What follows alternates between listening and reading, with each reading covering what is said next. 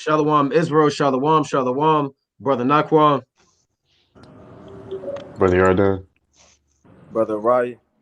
Brother Jeremiah. Coming back at you with these precepts and another Monday Night Fire.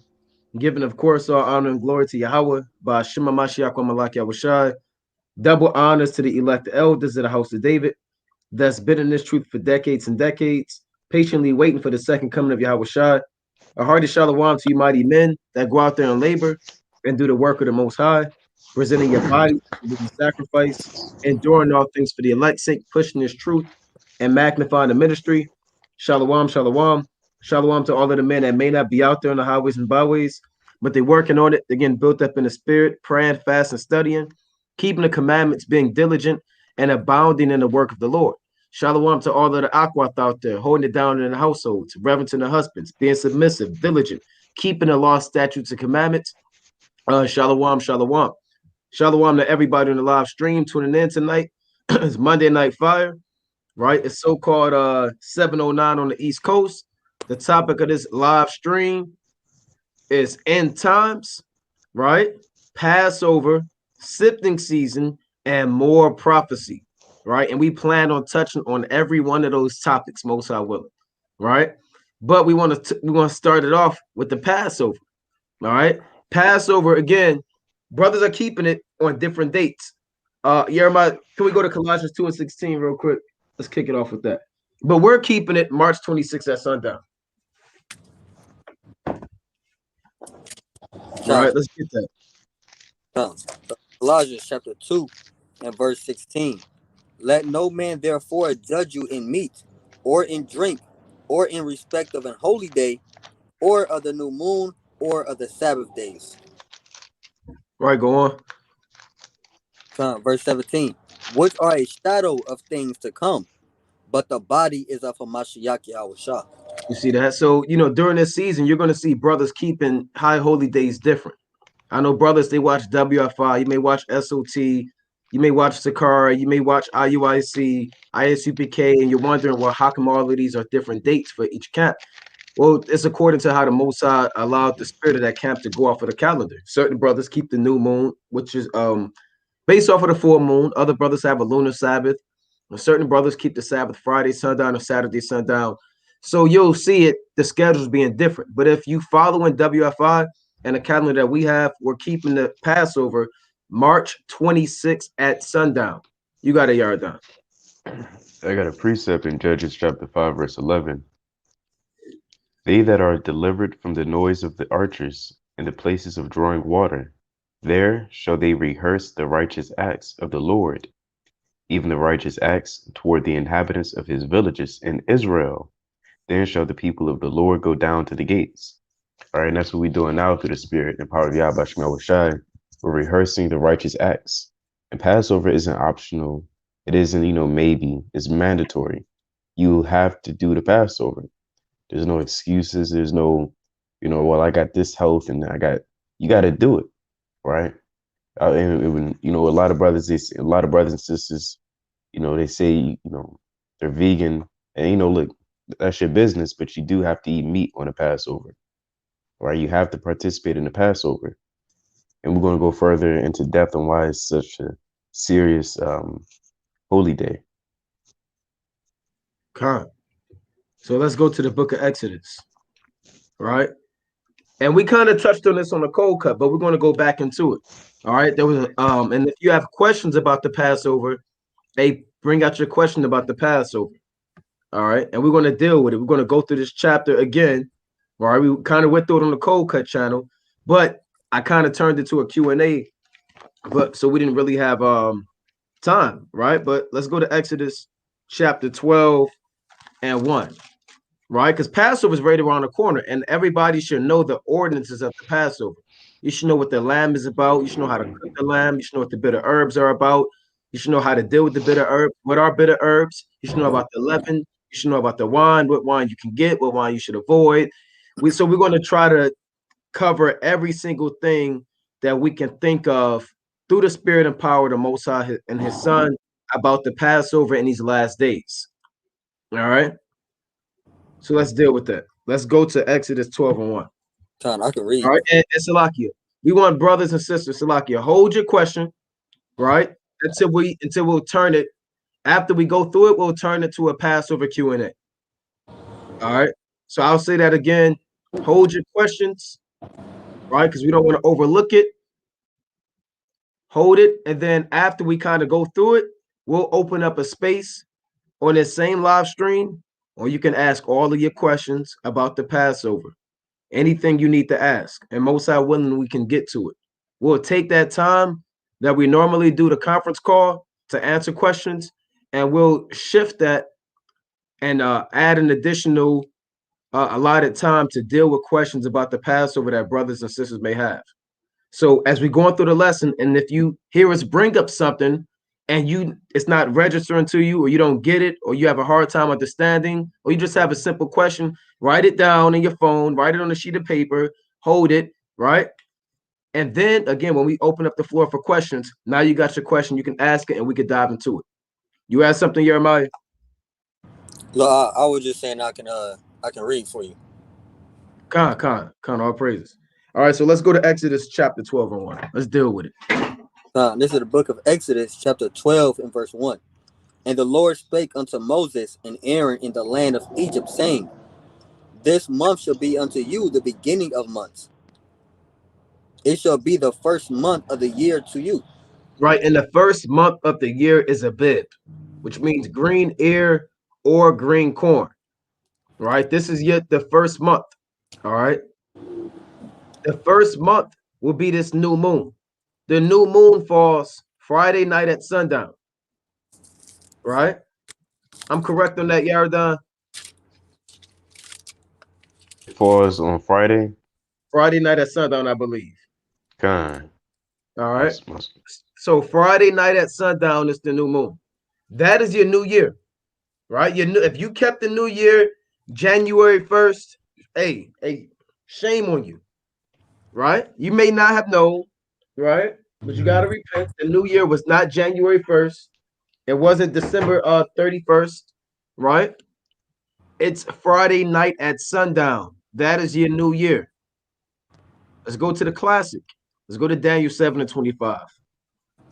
All right, let's go to the classic. We have to go back over the basics and things. We're going to go and dive into this on a deeper level as well, but we want to touch the surface before we dive in the deep end.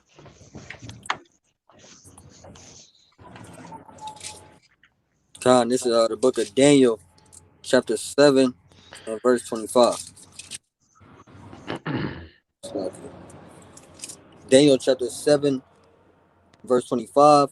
And he shall speak great words against the Most High, and shall wear out the saints of the Most High, and think to change times and laws. You see that? They think to change times and laws. So again, we were taught growing up that New Year's is January 1st, right? At midnight, 12 so-called a.m., right? But according to the Bible, your New Year begins the first moon, right before Passover, right? Right now, it's the month of Adar. We have a few more days in the 12th month called Adar, and the first month coming in is Abib, which means green ear or green corn, and that would be again Friday night at sundown. You treat it just like a Sabbath, but you can cook. All right, you can cook. It's a feast day and it's a holy convocation.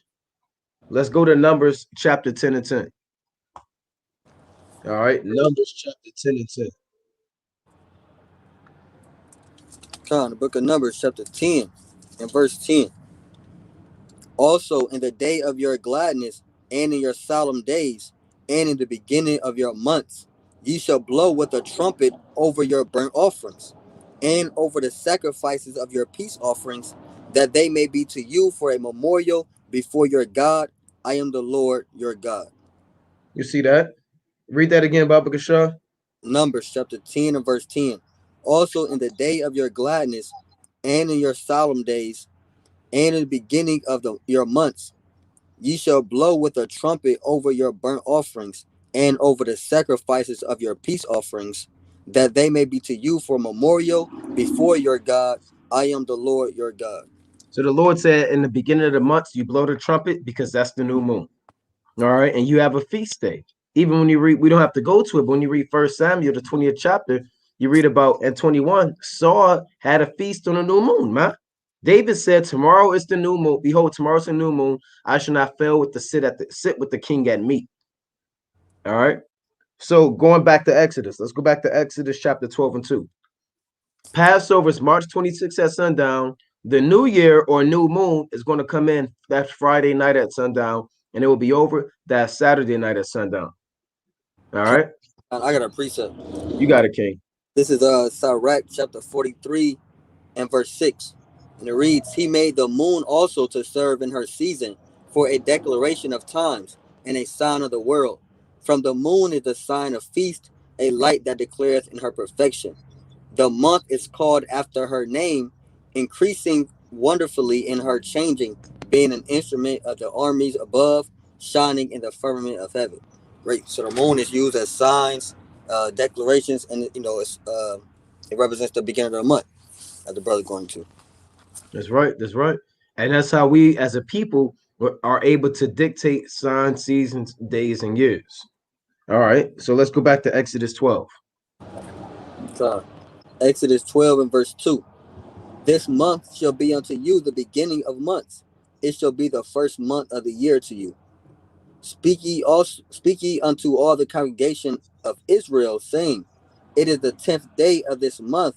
They shall take to them every man a lamb, according to the house of their fathers, a lamb for an house. See that you have to have a lamb for your house. All right. So the first thing we want to talk about is the lamb. You need lamb for your house. You cannot have chicken on a Passover. You can't do trout. You know, Jake, you love that trout, chicken and trout. No surf and turf. The damn surf and turf, man. You want 2 drumsticks, dark meat. You want the dark meat drumsticks from Church's Chicken, and then you want to get the trout, the lake trout. You can't do that. You can't have beef. You can't have burgers on the Passover, man. Don't treat the Passover like the worldly holidays. You got it. You on mute. I was gonna say that too, that surf and turf spirit. Jake put, they dip their lamb in milk, bring some avocados in there, applesauce, turn into a taco. You mangling and messing around with the Lord's body. That's disrespectful, right? Jake put, some cookies next to it, mashed potatoes, sauerkraut, and the list goes on. Yes. So keep your lamb, man. All right. Again, you have to have lamb, no chicken, beef. You can't say, well, I had lamb last year. I want to switch it up. I want to get deer this time. The Lord not dealing with that, man. Right? You have to have lamb, a lamb for the house. So if you are the head of a house, it should be enough lamb. And I want to make sure I'm covering everything. It should be enough lamb for the entire house. You can't just be the man of the house and only the men eat the Passover, and a woman and the children got to sit there and look at you eat the Passover. Right? And they got to eat McNuggets. You sent them out to get the 3-piece. Right? The 3-piece McNuggets, man. And you got to eat the Passover. The Lord not dealing with that. A lamb for the house. Enough lamb for your household. If you're in a congregation, everybody should have enough lamb. Right? Count the costs. Make sure you have the expenses. And make sure you're able to get this lamb. Right? And take care of your household to keep the high holy day. All right? No 4 for 4s. Yeah, no damn 4 for 4s, man. They got that Arby's, that damn Arby's sandwich now. You on mute? Meat Mountain. That's what that's what it's called. I think so. A Meat Mountain. See that? Yeah, Jake. They want to go to Arby's on a Passover. All right, lamb. Have to have lamb. Let's read on, and we're going to explain why you need the lamb. Let's go to the book of Isaiah, chapter 53. All right. It's not just because lamb is the Most High's favorite meat, right? And lamb tastes a little bit better than the chicken. It's not about how the lamb tastes. This is not a meal to get full off of. It's not a meal for you to, oh, my lamb tastes better than your lamb. I put the oregano on my lamb, and I kind of hooked it up with the seasoned salt, and I got my grandmother's seasoned recipe. It ain't about that, man. The lamb, like Yardan said, is dealing with the bodies, dealing with Yahweh Shah. Trying to have a lamb off. No cookouts, man. I mean, cook-offs. All right. Let's get Isaiah chapter 53 and 3. This is the book of Isaiah, chapter 53, and verse 3. He is despised and rejected of men, a man of sorrows and acquainted with grief. And we hid as it were our faces from him. He was despised, and we esteemed him not. Who is this talking about? It's talking about Yahweh Shai. All right. Right now, we're talking about the Lamb. Again, any questions that brothers have, save it. We will dedicate time at the end of this to answer your question. So write it down, put in your phone, save it. All right. Again, it says he is despised and rejected of men. It's dealing with Yahweh Shai. He wasn't accepted by his own people. That's John 1 and 12. He came into his own, but his own received him not. Right? Luke chapter 4, right? 20 on down. A prophet is not without honor in his own country, paraphrasing. So he was despised and rejected of men. Right? Go on. Verse 4. Surely he hath borne our griefs. Salakia King, can you read 2? Isaiah chapter 53 and verse 2. For he shall grow up before him as a tender plant, and as a root out of a dry ground. He have no form nor comeliness, and when we shall see him, there is no beauty that we should desire him. So when Yahweh Shai returns, don't expect him to look like your favorite Jake actor. Right? He's not coming back looking like who you had a crush on growing up, man, in Hollywood. Denzel. Yeah, you damn Denzel. You got these older women, Denzel. You look like Denzel. Right? The Lord, he's not coming back looking like these men that these women like, man. These women, they like damn Denzel. They like damn all these celebrities, man. Michael B. Jordan. Yeah, you like Michael B. Jordan, right? Morris Chestnut, right? The Lord not dealing with that, man. It says the Lord looked like a regular brother, man, when he was on the scene. So he's not coming back looking like your Prince Charming. All right. No, he's not going to look like Darth Vader. All right, so we can read on. Verse 3. Isaiah 53 and 3. He is despised and rejected of men, a man of sorrows and acquainted with grief. And we hid as it. Salaki, and it says he's acquainted with grief. All right. What does it mean Yahweh Shai is acquainted with grief? Meaning he was catching hell. Right? Let's go to Proverbs chapter 31. And like we always bring out, I say this all the time. When you're acquainted with grief in modern day times, they would call you depressed. They would say you have a mental disorder. Depression is a mental disorder. They'll tell you that. If you're always acquainted with grief, you want to stay in a dark room. You want to turn the lights off. You want to sit there and eat ice cream all day. You feel lethargic. You don't want to move. But Yahweh Shai had work to do. But he was acquainted with grief. Right? And I want to get that. And let's read that in Proverbs. What was the verse? Proverbs 31. And I believe I want verse 2. 31 and 2. This is the book of Proverbs, chapter 31 and verse 2. And it reads, what my son, and what the son of my womb, and what the son of my vows. Give not thy strength unto women, nor thy ways to that which destroyeth kings. Right, go on. It is not for kings, O Lemuel, it is not for kings to drink wine, nor for princes strong drink, lest they drink and forget the law, and pervert the judgment of any of the afflicted. Right. Give strong drink unto him that is ready to perish, and wine unto those that be of a heavy heart. The scriptures say, give wine unto those that be of a heavy heart. Give wine to somebody who might have just got divorced, man.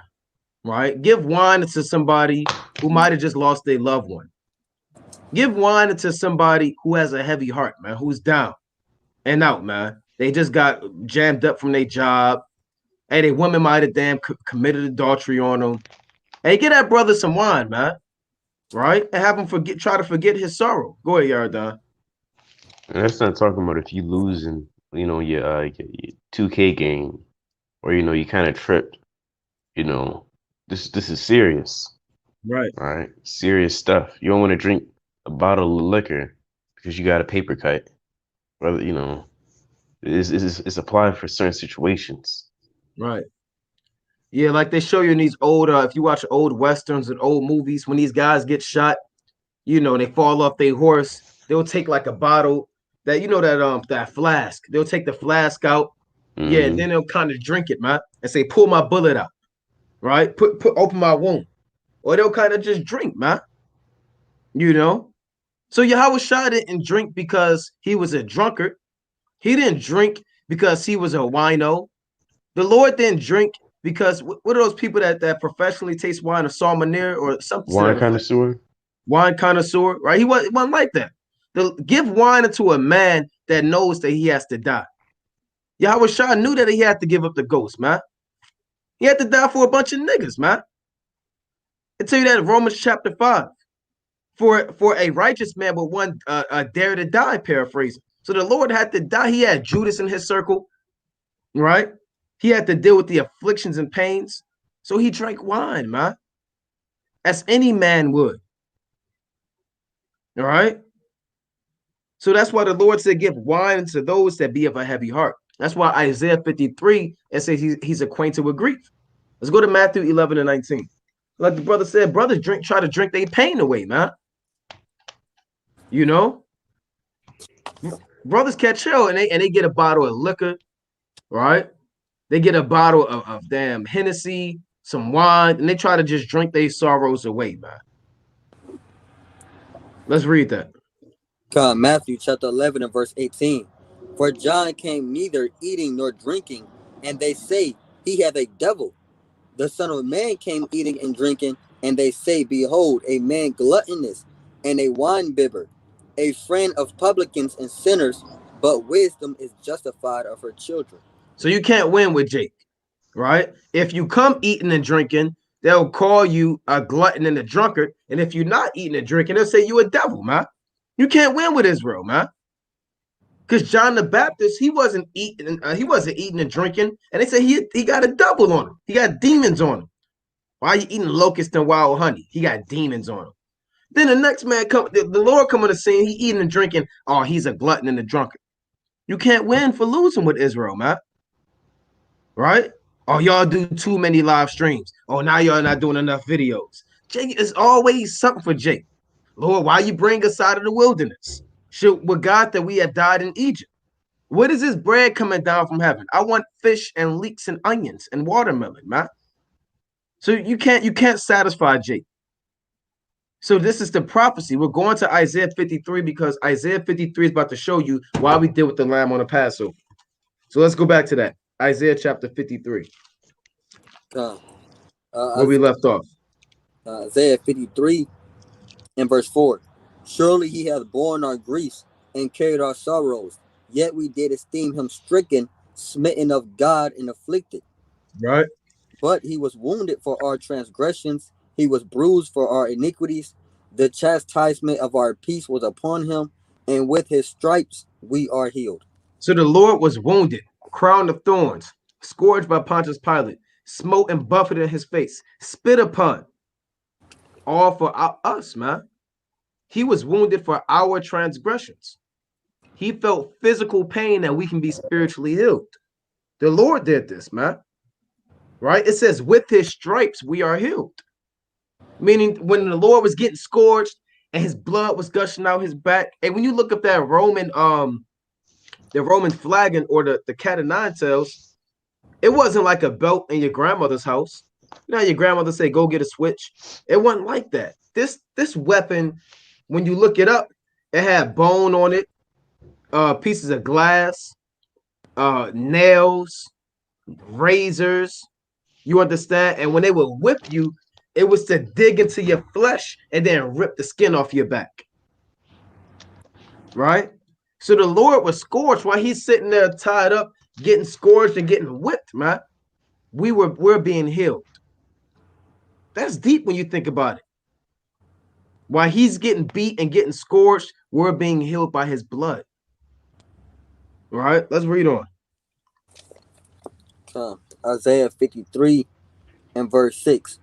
Verse 6. All we like sheep have gone astray. We have turned every one to his own way. And the Lord have laid on him the iniquity of us all. He was Right. he was oppressed and he was afflicted, yet he opened not his mouth. He is brought as a lamb to the slaughter, and as a sheep before her shears is dumb, so he openeth not his mouth. See, that says the Lord was oppressed. That's how you know that that's a so-called black man. He's from Nazareth, man. Nazareth wasn't no rich, prosperous city. When you look up the antiquity of the city that the Lord came from, Nazareth, that's equivalent to like, what's the hood in Cleveland? What's the worst hood in Cleveland? St. Clair, Huff. See that? St. Clair. What's the worst hood in Detroit? Detroit. It's a couple. The whole east side, you know. It's the whole East Side, 7 Mile, all that Dexter, right? All of that stuff is bad, man. Right? Linwood, worst hood. Hey, Baltimore is bad, right? When we go out there and teach them damn 33rd, Penn and North, damn Cold Spring, all these areas be bad. That's where the Lord was from, man. Right? It says he was oppressed. That's why he said in Revelation 2:9, I know thy works and tribulation and poverty. If anybody knows your poverty, it's Yahweh Shah, who was impoverished himself. Right? It says he was oppressed and he was afflicted. Yet he opened not his mouth. He is brought as a lamb to the slaughter. What does it mean he opened not his mouth? Right? Let's go to Matthew chapter 26. Right? I want to go to Matthew chapter 26 and I want to start at 60. Remember, when Yahweh Shah came on the scene, he could have killed Pontius Pilate if he wanted to. He could have destroyed Herod. He told Peter, hey, I can call legions of angels, man. But he was a lamb. When you sacrifice a lamb, lambs, they don't buck up against you. They don't fight. They don't try to run away. They don't bite you. They deal with it.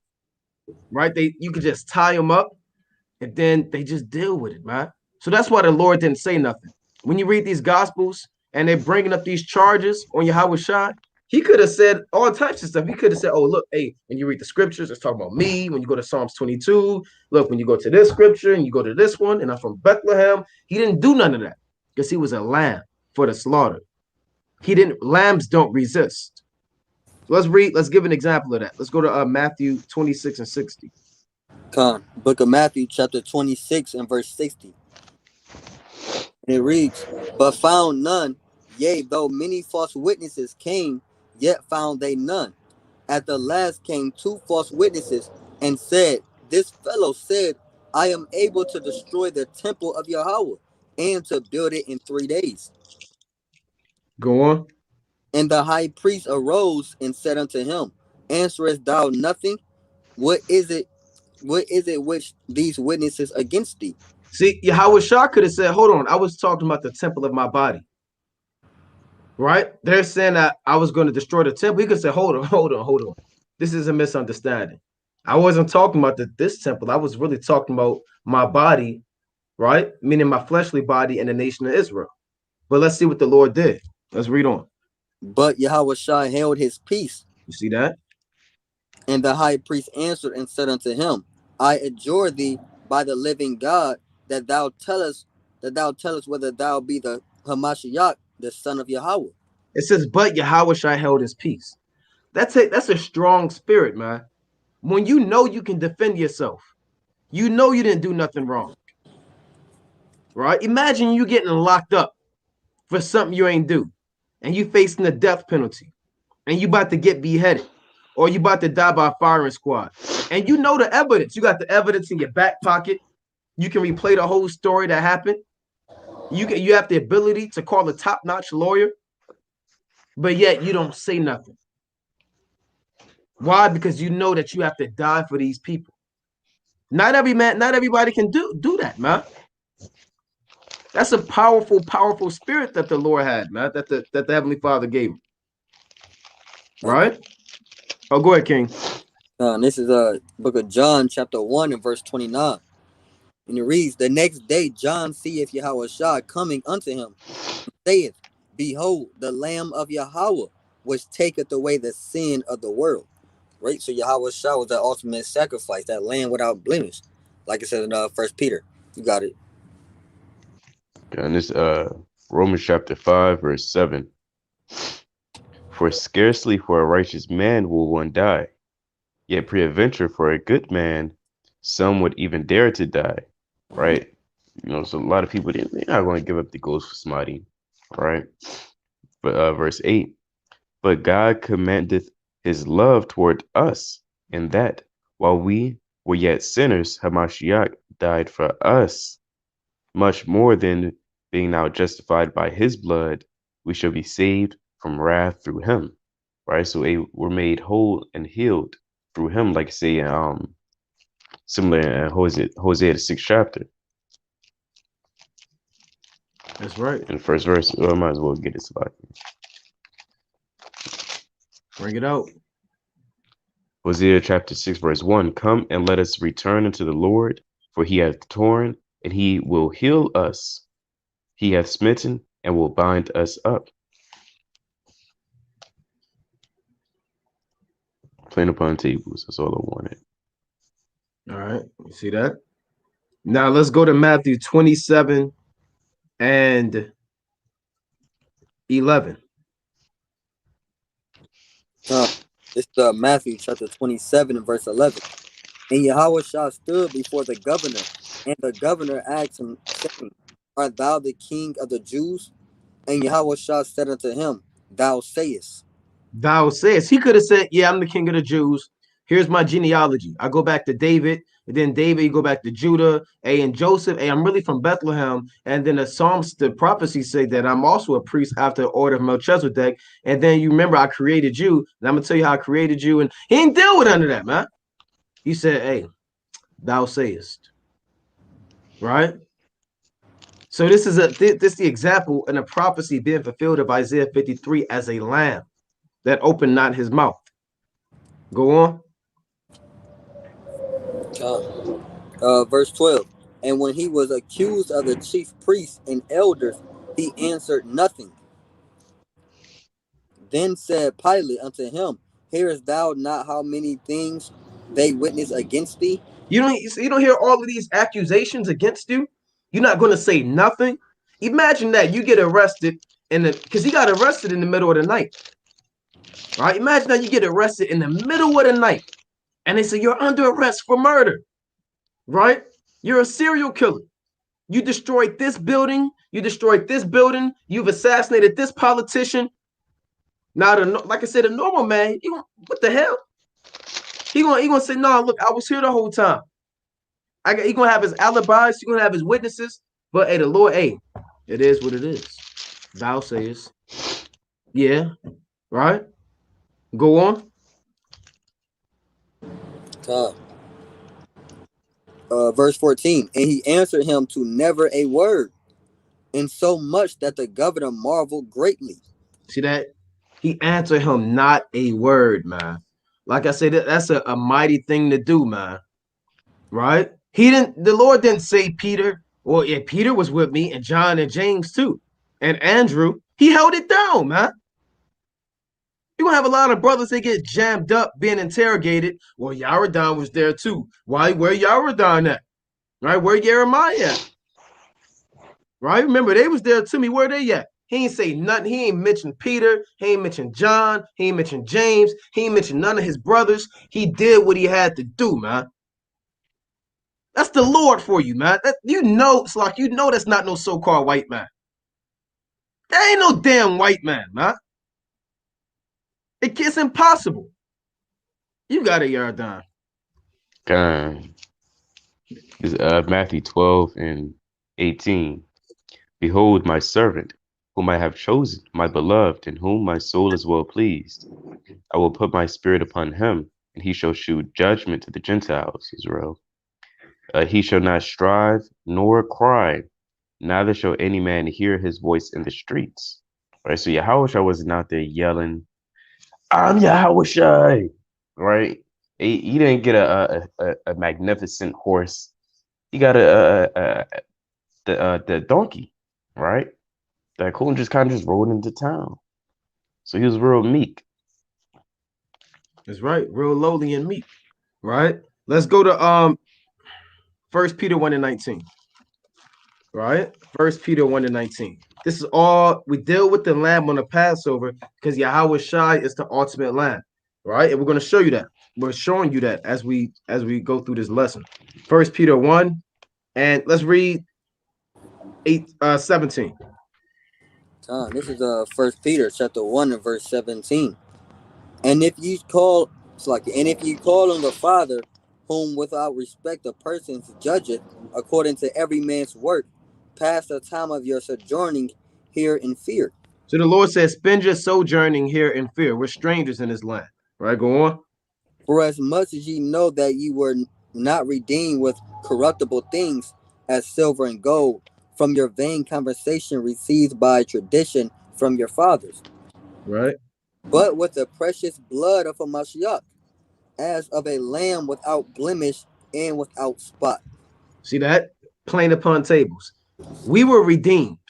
Right, redemption. Let's pull up the definition of redemption. It's like I didn't hear that precept. 1 Peter 1 and 19. Oh, okay, I got it. It's like, We're going to pull up the definition because it says we were not redeemed with corruptible things like silver, gold. You understand? We were redeemed and bought back by the blood of Yahweh Shai. That's the price, right? That's the price to deliver us from our iniquity and from our sin, man.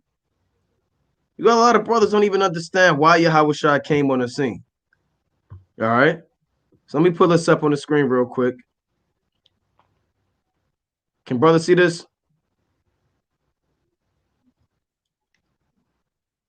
Can you see that? it's loading. Got it. I see it. All right, redemption. The act of saving or being saved from sin, right? But here, let's get this definition. The action, I like this one.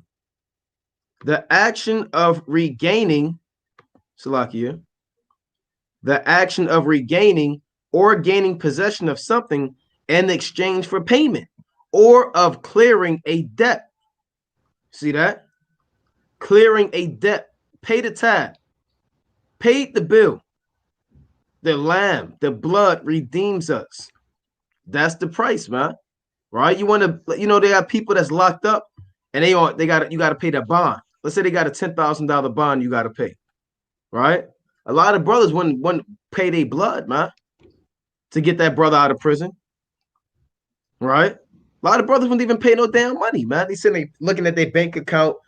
Maybe in a few months I got you. Right? The Lord paid the price with his blood as a lamb without spot, without blemish.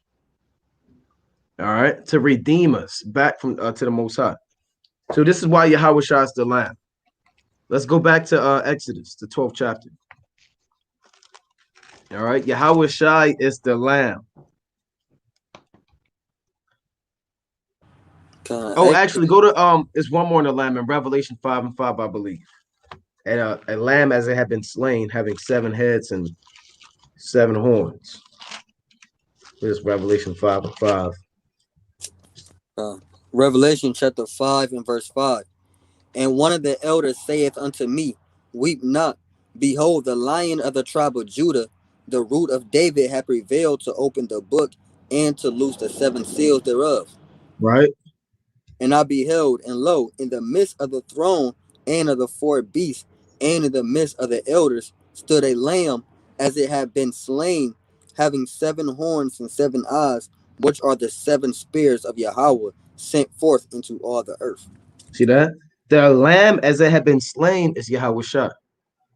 All right. And the difference between this lamb sacrifice and the earthly sacrifice is that these animals that gave up the ghost, they cover your sin and they're dead and it's terrestrial. Yahweh Shai is an ever-living sacrifice.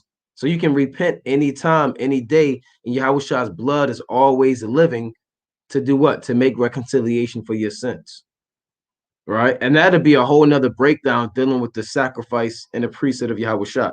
We want to keep it straight to the point, showing you that Yahweh Shai is the lamb. You have some, Yaradan? All right, so let's go back to Exodus. chapter 12. And your lamb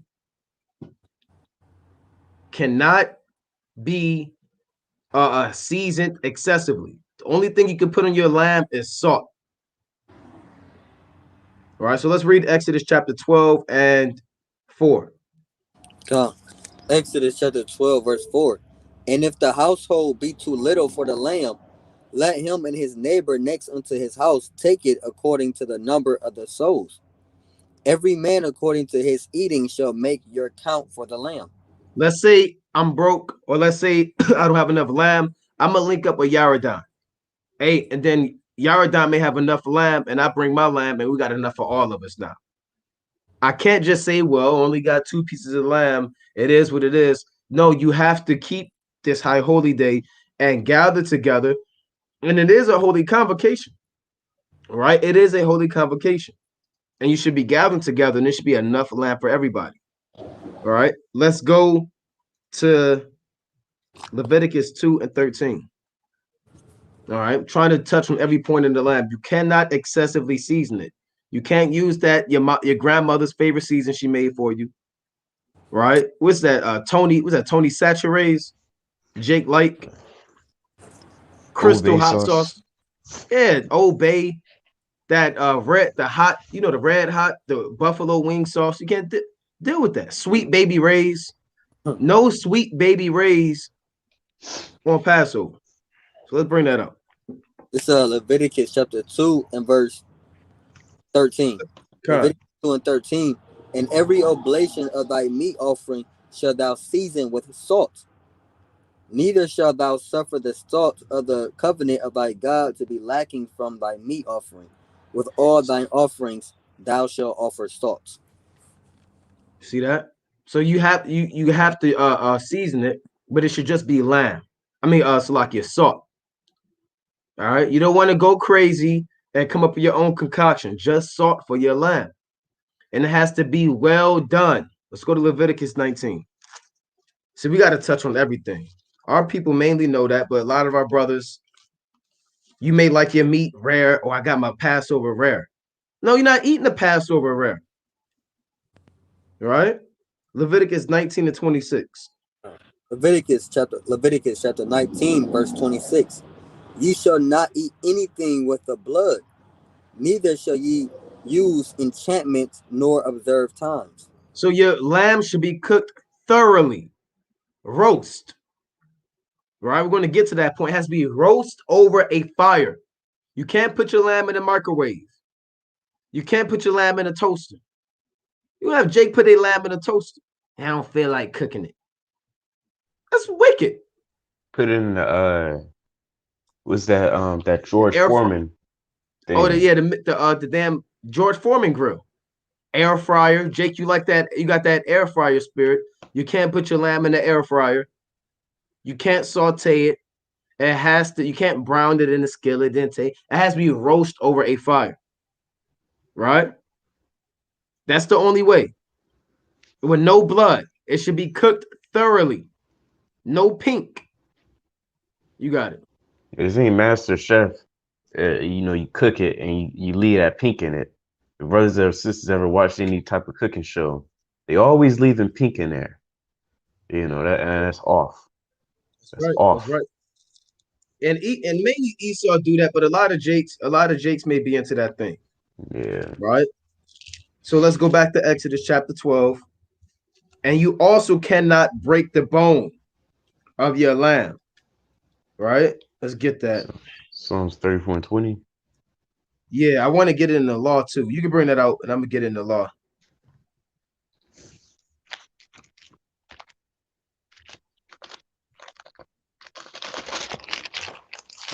Psalms chapter 34, verse 20. I think that's it. He keepeth all his bones, not one of them is broken. Yeah, because a lot of Jake, they think, when you read the Psalms, it's all referring to David or, certain Jakes, Old Testament Israelites, they say, oh, that's Gabriel right there. No, this is Yahushua, right? He's written in the volume of the book. Right. So it's only right that the majority of it is touching on him. right? And this is regarding the Passover and when he was up there on a cross, right? They didn't break his bones because he has to be a perfect lamb, perfect sacrifice. You couldn't do that in the ancient world either. You couldn't bring a blemished lamb, and that's disrespectful to the Lord. You're coming up with there with your lamb, his leg all backwards. Here you go, Lord. That's off. So the bones couldn't be broken. Come. And let's get that in Exodus. Let's go to Exodus chapter 12. We're going to jump up a little bit.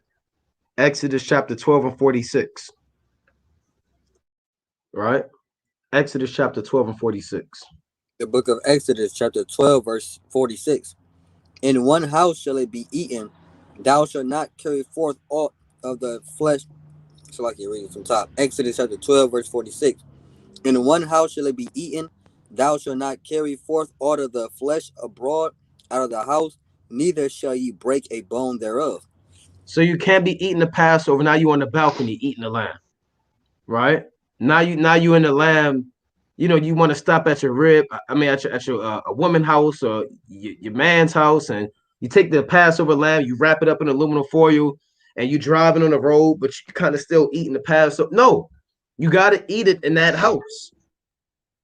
All right. And You you have to can't take remember that. what was happening. Oh, go ahead. Slacky. I was just gonna say you can't take that to go. Yeah. No to go. That's what it means when it says, "In one house shall it be eaten.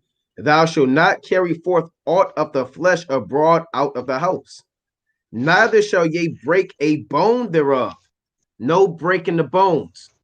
Like I said on the cold cut I did, Jake used to break the bones in the slavery days to suck the marrow out because Esau didn't give you enough meat, right? So now you got to break the bones and suck the marrow. Like I said, my great grandmother and great grandfather still do that, man. And they from down south. One from Alabama, one from Arkansas, and that's how they get down, man. You know, you walk in the kitchen, they sitting there, they got turkey neck cooking and all types of stuff. And, you know, we're not dealing with that. The Lord is not dealing with that. You got a yard down. None. And that's I was gonna say that too. Yeah. I know certain Jake they crack it and they get a knife and they make sure they're getting all of that in there. Con. You can't do that for the Passover. It's All not right, and recommended that you do it now. You know, just rather just eat the meat and go. that's right. You know. Now let's go to John chapter 19. All right, let's go to John chapter 19 and 30. Let's see, 31. The book of John, chapter 19, verse 31.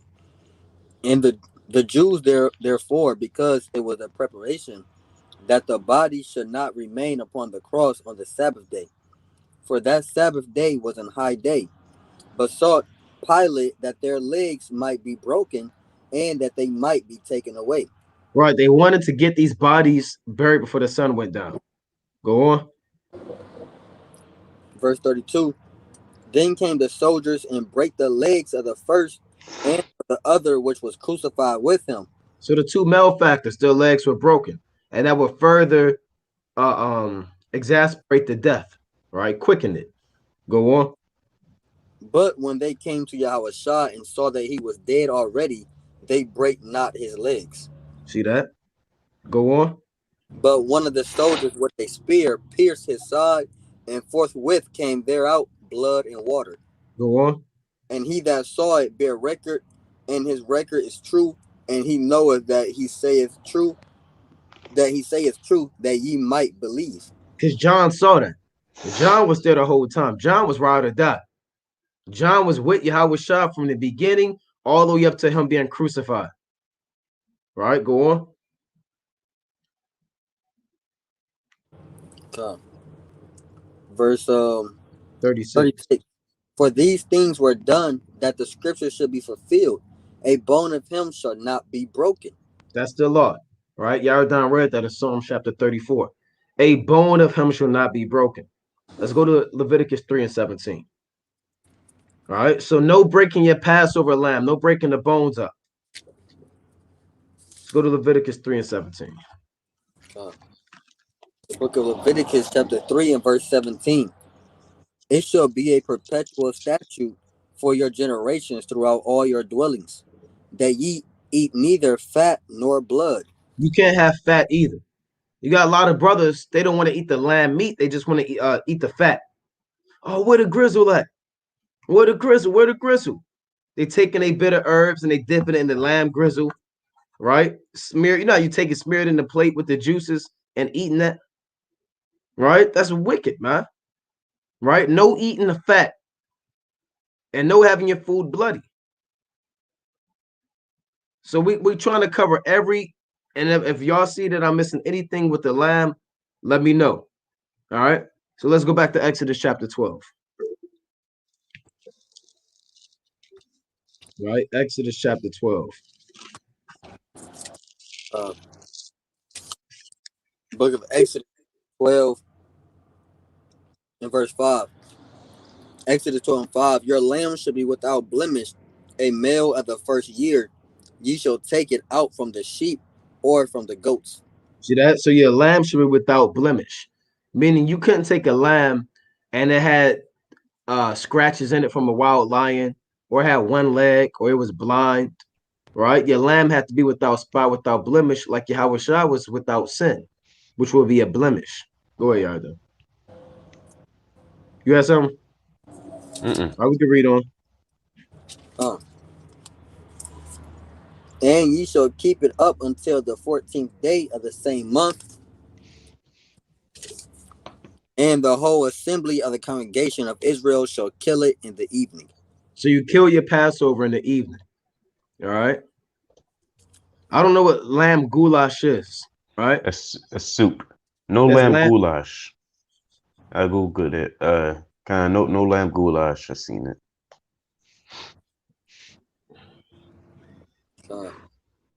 Let's read on. This is Leviticus chapter 12, verse 7. And they shall take of the blood and strike it on the two side posts and on the upper doorposts of the houses wherein they shall eat it. So they would take the lamb and they would take and strike the doorposts, right? They would take the lamb with the hyssop, and they would take it and do the lamb doorpost to two sides and the cross top with the lamb's blood. So when the death angel came and wanted to destroy the firstborn of Egypt, if you as a saint did not have that blood on your doorpost, you was cut down. You was cut down. That blood of the lamb sanctifies your house. Now, on a spiritual level, the blood of Yahweh Shai sanctifies us, right? And our house is our body. Let's go to 1 Peter 1 and 1. Right? 1 Peter chapter 1 and 1. This is 1 Peter chapter 1 and verse 1. Peter, an apostle of Yahweh Shah HaMashiach, to the strangers scattered throughout Pontus, Galatia, Cappadocia, Asia, and Bithynia, elect according to the foreknowledge of Yahweh the Father, through sanctification of the Spirit, unto obedience and sprinkling of the blood of Yahweh Shah HaMashiach. Grace unto you and peace be multiplied. See, that says our spirits are sprinkled with the blood of Yahweh Shai, right? So we don't have to really worry about the blood on the doorpost. If you want to do that, you can do that. But you got to be careful and circumspect, because again, if you stay in an area where you got neighbors and you're in a residential area, again, people going to try to figure out what's going on. Right? People going to knock at your door and ask you, what is this blood? Police is going to be there. So it's hard to really do that one. If you live in an area where you're really, really isolated, then do it. If you know you got a neighbor, you in these townhouses and the projects, you in an apartment complex, guess what? You might be going to jail on the Passover. People now you can't eat it. You say what? Now you're not going to be able to eat the Passover. Yeah, you're going to be able to eat something in jail, but it ain't going to be the Passover. So you got to make sure you got that. Your spirit is sanctified by the blood of Yahweh Shai. All right. So let's go back to that. And I got a precept. Bring it up. This is Hebrews chapter 9 and verse 14. Hebrews 9 and 14. How much more shall the blood of Hamashiach, whom through the eternal spirit offered himself without spot to Yahweh, purge your conscience from dead works to serve the living God. Right? So the blood of Yahweh Shah is 1,000 times better than the blood of any goat or bullock. In fact, I think that's verse 13. I'll start at verse 13. Hebrews 9 and 13. For if the blood of bulls and of goats and the ashes of an heifer spring killing uh sprinkling the unclean sanctifieth to the purifying of the flesh, how much more shall the blood of a Mashiach, who through the Spirit offered himself without spot to Yahweh, purge your conscience from dead works to serve the living God? Said the blood of like brother brought out in First Peter, the blood of Yahweh Shah is sprinkling our bodies, man. Right, we're covered under His blood. That's right. And the importance of the blood is contained in the law. Let's go to Leviticus 17 and 11. Right? What is inside of your blood that makes it so important? How come the Lord can't just wash your spirit with soap and water? How come the Lord just can't purge your spirit with the fire? Why does it have to be blood? Right? Because the blood and the water and the spirit, they agree in one. Right? We're going to show you in the law why the blood is important. Let's bring that up. Leviticus chapter 17 and verse 11. For the life of the flesh is in the blood, and I have given it to you upon the altar to make an atonement for your souls, for it is the blood that maketh an atonement for the soul. See that? It says, for the life of the flesh is in the blood. Inside of your blood is life, man. So we being dead in our sins, we're made alive through the blood of Yahweh Shai. If we believe in Yahweh, Bahashem, Yahweh Shai, we transition from death unto life because his blood quickens us and makes us alive, just like the water does, right? And just like the word does. All right, like in John 6 and 63, it tells you that. It is the spirit that quickeneth, the flesh profiteth nothing. The words that I speak unto you, they are spirit and they are life. And let's go to 1 John 5 and 7. And the blood is life, and the water is life. Right? 1 John 5 and 7.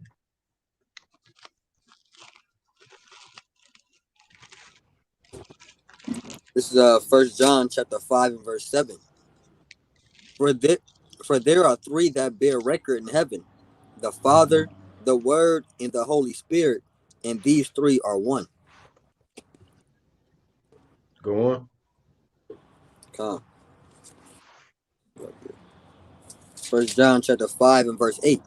And there are three that bear witness in earth, the Spirit, and the water, and the blood, and these three agree in one. Yeah, because water can cleanse you and fire can cleanse you. Those are purifying agents, but nothing tops the blood. The blood is the top purifying agent created by the Heavenly Father, right? Purging the unknown, purging your spirit, the unseen, right? That you may serve the Most High. All right. So this is why the blood of the Lamb was set upon the doorposts, right? Because the blood of the Lamb was what used to protect you, man, from the destroyer. So when a destroyer, the death angel, came and passed over the house, when it saw the doorpost, it would pass over and leave.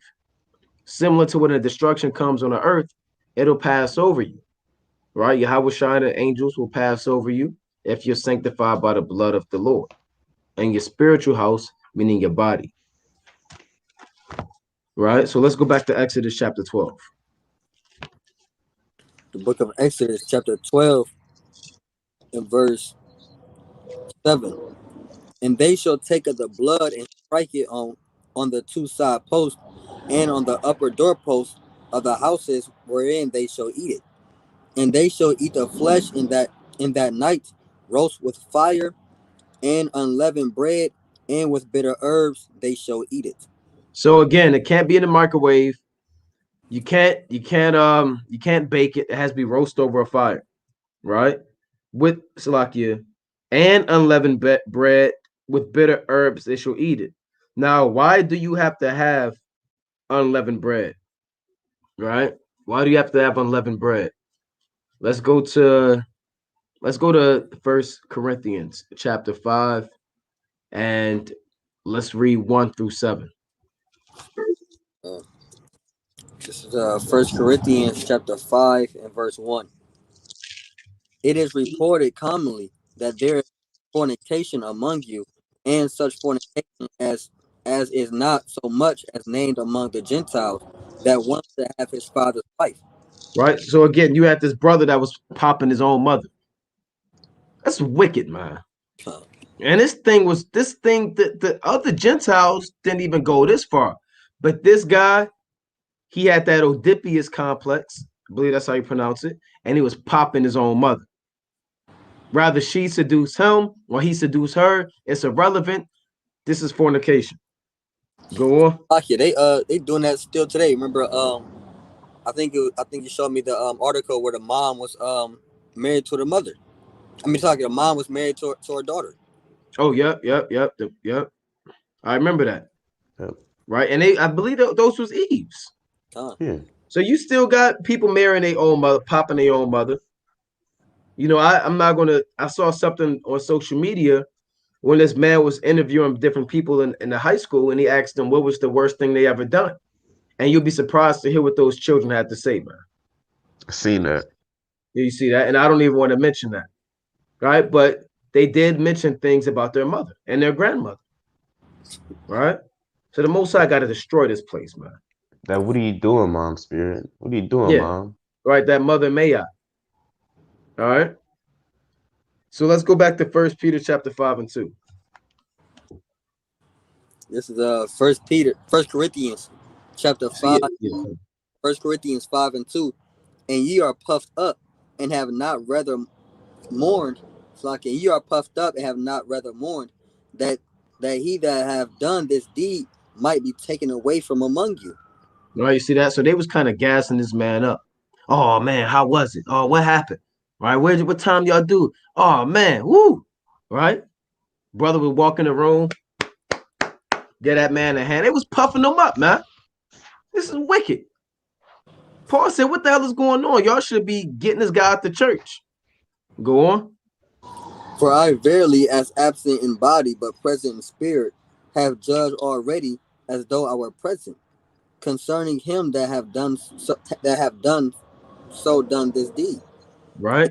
In the name of our Lord Yahweh Shah Mashiach, when ye are gathered together in my spirit with the power of our Lord Yahweh Shah Mashiach, to deliver such an one unto Satan for the destruction of the flesh, that the spirit may be saved in the day of the Lord Yahweh Shah.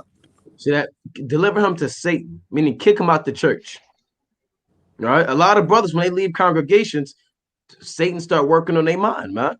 They start coming up with different doctrines. Right? They start seeing stuff in the Bible that's not there. They start going the hell off. Right? Because you're no longer part of the body. Now you're delivered unto Satan. Right? Because this is like a safe haven. These congregations are like a sanctuary, man, where the angels are protecting these men and protecting you. But Paul said, kick this man out, man. Right? That the body might be saved. Cut that cancer off, lest it spread. And everybody start dealing with their mother. Go on. Verse 6. Your glorying is not good. Know ye not that a little leaven leaveneth the whole lump? Now that leaven is parabolic for iniquity or sin. A little sin can leaven a whole lump. A little bit of leaven or yeast can cause the whole bread to rise. You don't need a whole lot of yeast to make a loaf of bread and cause it to rise. You only need a little bit, right? Same way, a little bit of sin can spread like wildfire. If we don't cut that off and rebuke it, that spirit is going to hop on the next man, then the next man, next thing you know, you got a sedition and a heresy, and then a whole congregation fall apart based off of one man popping his mother. Right? Go on. It says, verse 7, purge out therefore old leaven, that ye may be a new lump, as ye are unleavened, for even Hamashiach, our Passover, is sacrificed for us. So purge out the leaven. He's speaking about the body of men. And even us, we have to make sure we're purging out leaven. Right? Sin. Brothers should be examining themselves prior to this Passover. It should be every day, but it's chiefly before you eat the Passover, man.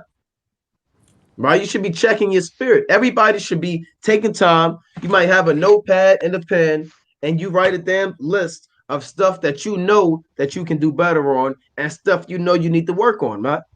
And through fasting and praying and through application of the scriptures, the Most High will allow that demon to leave you. You got to purge out that old leaven. If you in a congregation and you got a brother, he keep committing adultery with every brother's wife, and you keep kind of having him hang around, hey, get that guy out of there, man. Right? Purge out that leaven. You said what? That's a terrible situation. Yeah, he keep popping every brother wife, man. Oh, well, it's really not that bad. Hey, get rid of that brother, man. Right? So that's what it means to purge out the leaven, remove sin from your body. So when we eat the unleavened bread, we're constantly reminded as being a vessel that is purged from iniquity and in sin. Move it in the spirit of our Lord Hamashiach wa Malak Yahushua. All right. That's why we eat unleavened bread. I believe in the book of Tobit, it's called the Feast of Sweet Bread. It's either Tobit or Esdras. Right? So that's your unleavened bread. No cornbread. I saw a brother ask about cornbread. No cornbread. Right? No, You see what that? else, Jake? What else, Jake? Like cornbread, the hot water cornbread, biscuits, them rolls. You know them rolls with the butter and cinnamon on it, right? Oh, honey butter? No, the With the, things that when you go to Texas Roadhouse, or the Golden Corral, they got them rolls with the butter, and then you can open it up. Yeah, none of that. No honey buns, none of that. All right. And again, unleavened bread, you need flour, you need water. It's the ingredients. You need flour. Yeah, no cornbread, man. Just put no cheese bread, Jake like the Hawaiian rolls. and Jake like that potato bread, man. We know you. You like that potato bread and the Hawaiian rolls, right? No Jiffy Mix, the water for that. No Jiffy Mix, right? Leave all that stuff alone. You have to literally move in the spirit of your foremothers and forefathers. All right. So to make unleavened bread, keeping it plain, you need flour, right? You want to check all the ingredients, right? So you need flour, you need water, right? You need a little bit of olive oil, a little bit of salt. That's all you need. You're going to have it in the bowl. You're going to work it on your hands. You're going to knead it. You're going to take it. You're going to make your little unleavened bread things, right? And then you're going to put them on a baking sheet. You're going to put them in the oven. All right, there you have it. All right, that's it. Right? It's not that deep. Just unleavened bread. All right. I got a precept.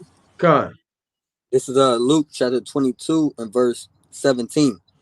And he took the cup and gave thanks and said, take this and divide it among yourselves. For I say unto you, I will not drink of the fruit of the vine until the kingdom of Yahweh shall come. And he took bread and gave thanks and brake it and gave unto them, saying, this is my body which is given for you. This do in remembrance of me. Right? So Yahweh Shah was saying that Yahweh Shah is that, he's that bread. And we're supposed to be as Yahweh Shah, blameless in this thing, striving for perfection. So we gotta take away that unleavened, man. That's right. That's right. Right. So again, it's not about who make the best unleavened bread. Right?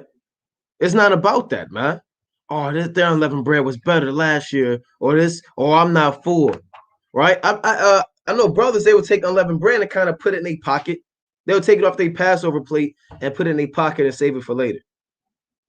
Right? Or I just want to eat half now and eat half later. You can't do that. We showed you how to deal with the lamb. Now with the unleavened bread, we showed you. Simple ingredients: flour, water, salt, a little bit of olive oil. That's it. That's it. That's all you need. Right? And again, you're going to put it in the bowl. You're going to kind of work it with your hands. You're going to do your thing. Right? You're going to knead it. You're going to kind of do your thing with that. Right? And then you're going to take it like you're making cookies. You're going to put it on rather you put aluminum foil or the baking sheet. You want to put a little butter, whatever. on the bottom of it so it don't stick. And then you put it in the oven, you take it out, you got unleavened bread. So let's go back to Exodus 12. All right. Let's go back to Exodus chapter 12. Book of Exodus, chapter 12, and verse 8. And they shall eat the flesh, and they shall eat the flesh in that night, roast with fire, and unleavened bread, and with bitter herbs they shall eat it. And why do we have to have bitter herbs? Right? Why you can't have what Jake like, man? A summer salad, like a fruit salad. All right. You can't have your favorite Caesar salad. You have to have straight up bitter herbs. Why? Because the bondage in Egypt was bitter. Let's get that in Exodus, the first chapter. Right? Let's go to Exodus chapter 1. This is why you have to have the bitter herbs. It reminds you of the bondage in Egypt and the bitter life. Exodus chapter 1 and 12. This is Exodus chapter 1 and verse 12. But the more they afflicted them, and the more they multiplied and grew, and they were grieved because of the children of Israel. And the Egyptian made the children of Israel to serve with rigor. And they made their lives bitter with hard bondage in mortar and in brick and in all manner of service in the field. All their services were in. All their services wherein they made them serve was with rigor. You see that? So it says our lives are bitter, man. Like now, your life is bitter now. You got to work. You got to get up in the morning. Your back hurt. People make, you got Jake, you make boxes all day. You turning big rocks to little rocks. You crushing cinder block, right? You work in these hot, dusty warehouses.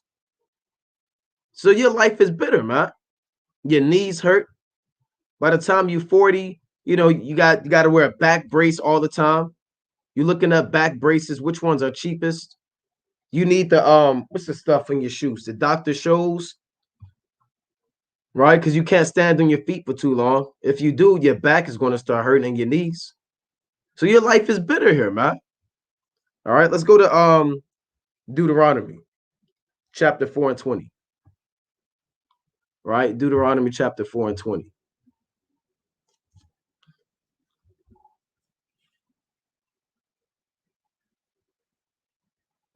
Salaki.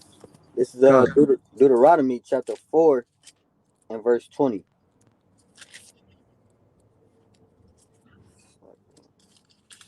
Deuteronomy chapter 4 and verse 20, and it reads, until the Lord have given rest unto your brethren. Deuteronomy 4 and 20.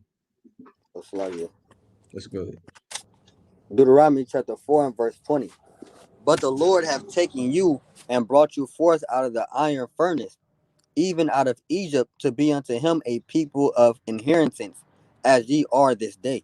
So the Lord called Egypt the iron furnace. Imagine working in the iron furnace. It'd be hot as hell, man.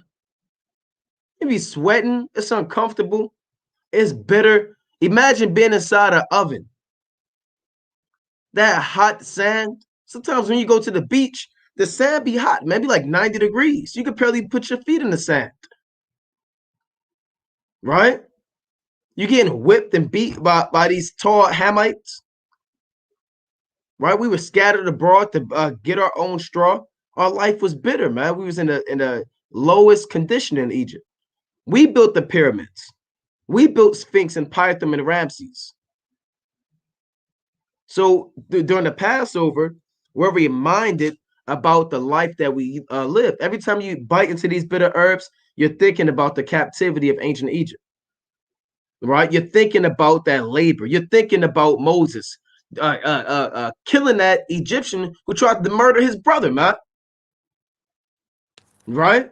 You're thinking about the damn, what is that in that movie Prince of Egypt, man?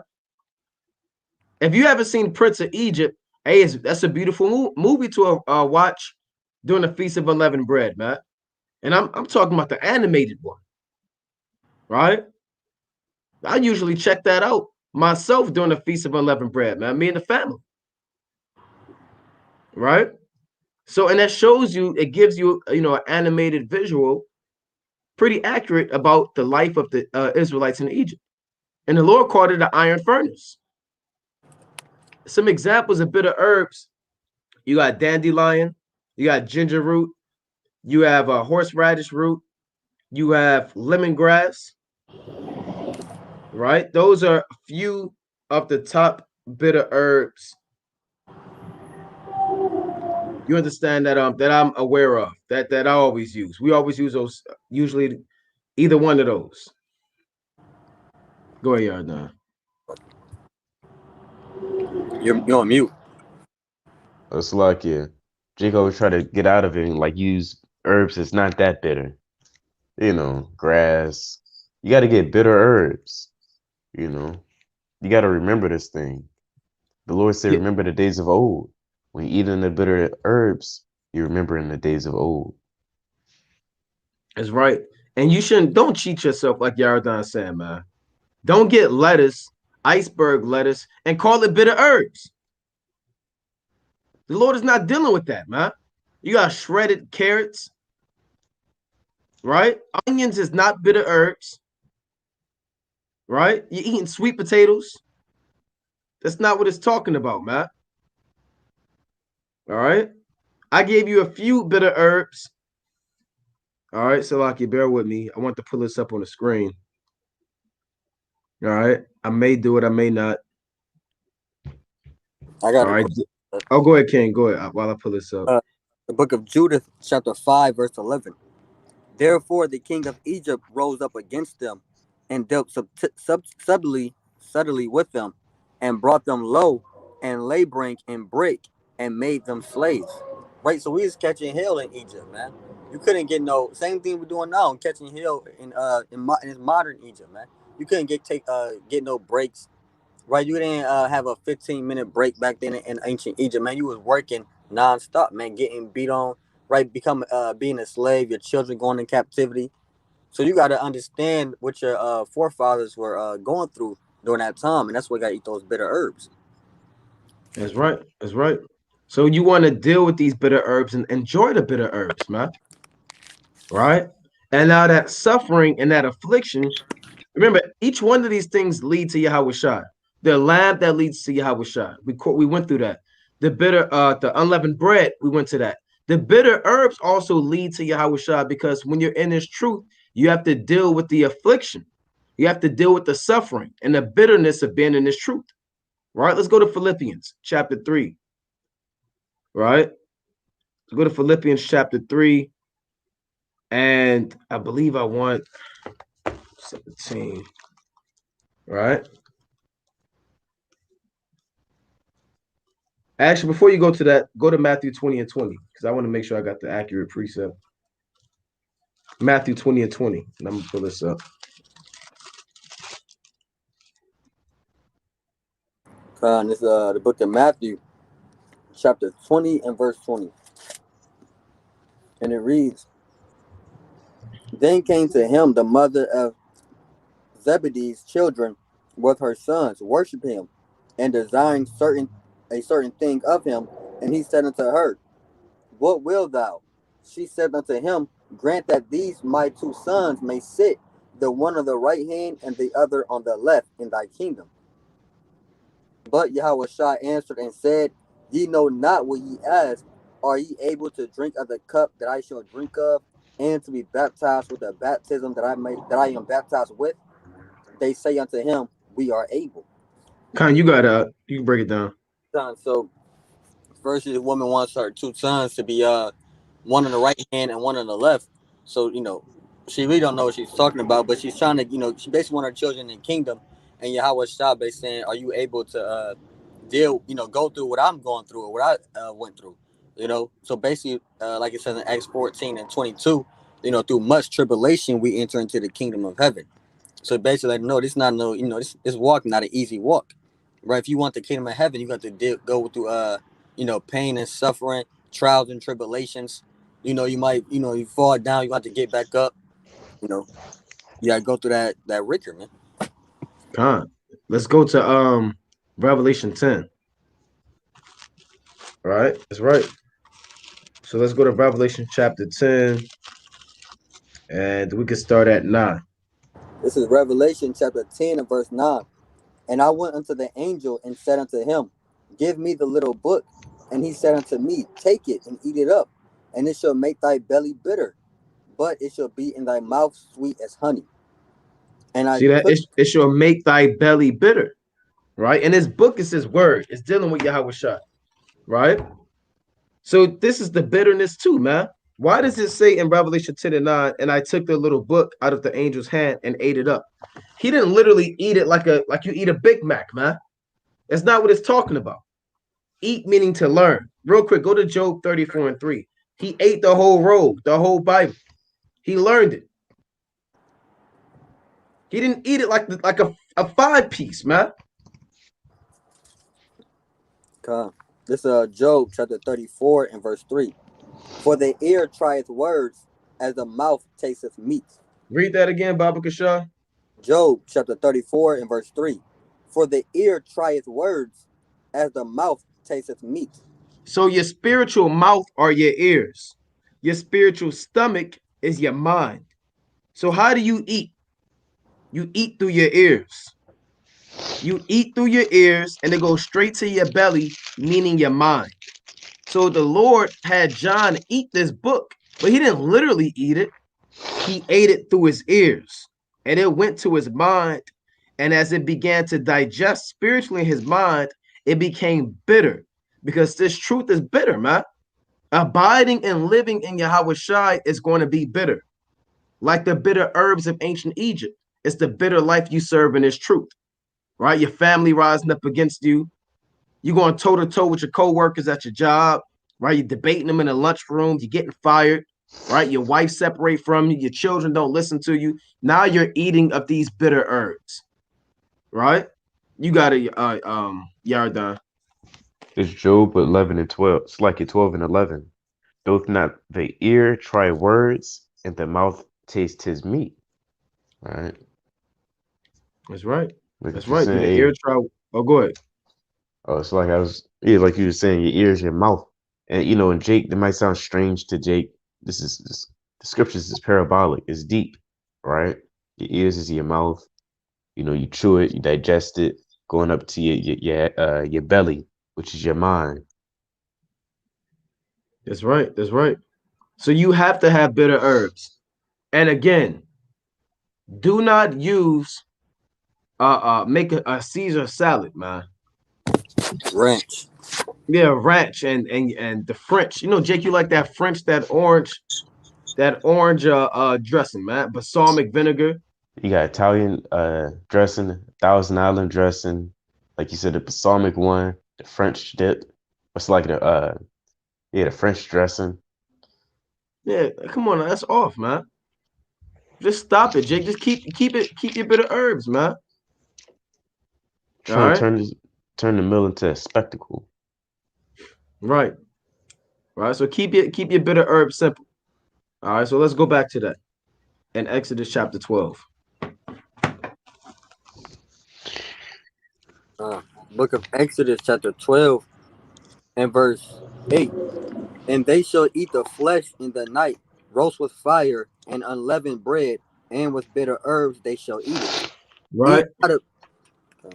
Eat not of it raw, nor sodden at all with water, but roast with fire his head with his legs and with the pertinence thereof.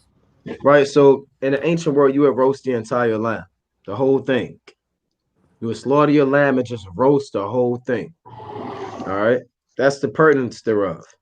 And it says, eat not of it raw. We covered that. It has to be cooked, well done. And also, it has to be roast with fire, over an open fire. Right. You can't boil it. Right. And you have to eat the whole lamb. Go on. And ye shall let nothing of it remain until the morning, and that which remaineth of it until the morning ye shall burn with fire. So no leftover lamb. All right, no leftover lamb. Like Yaradan was saying, no to go, no taking the lamb, and in the morning you want to make a lamb omelet.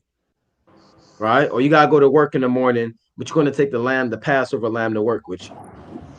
you ate half on Passover, but you want to take the other half to work, right? Because your wife don't feel like cooking, right? No, any leftover lamb that is not consumed for the Passover meal, it must be burnt in that fire.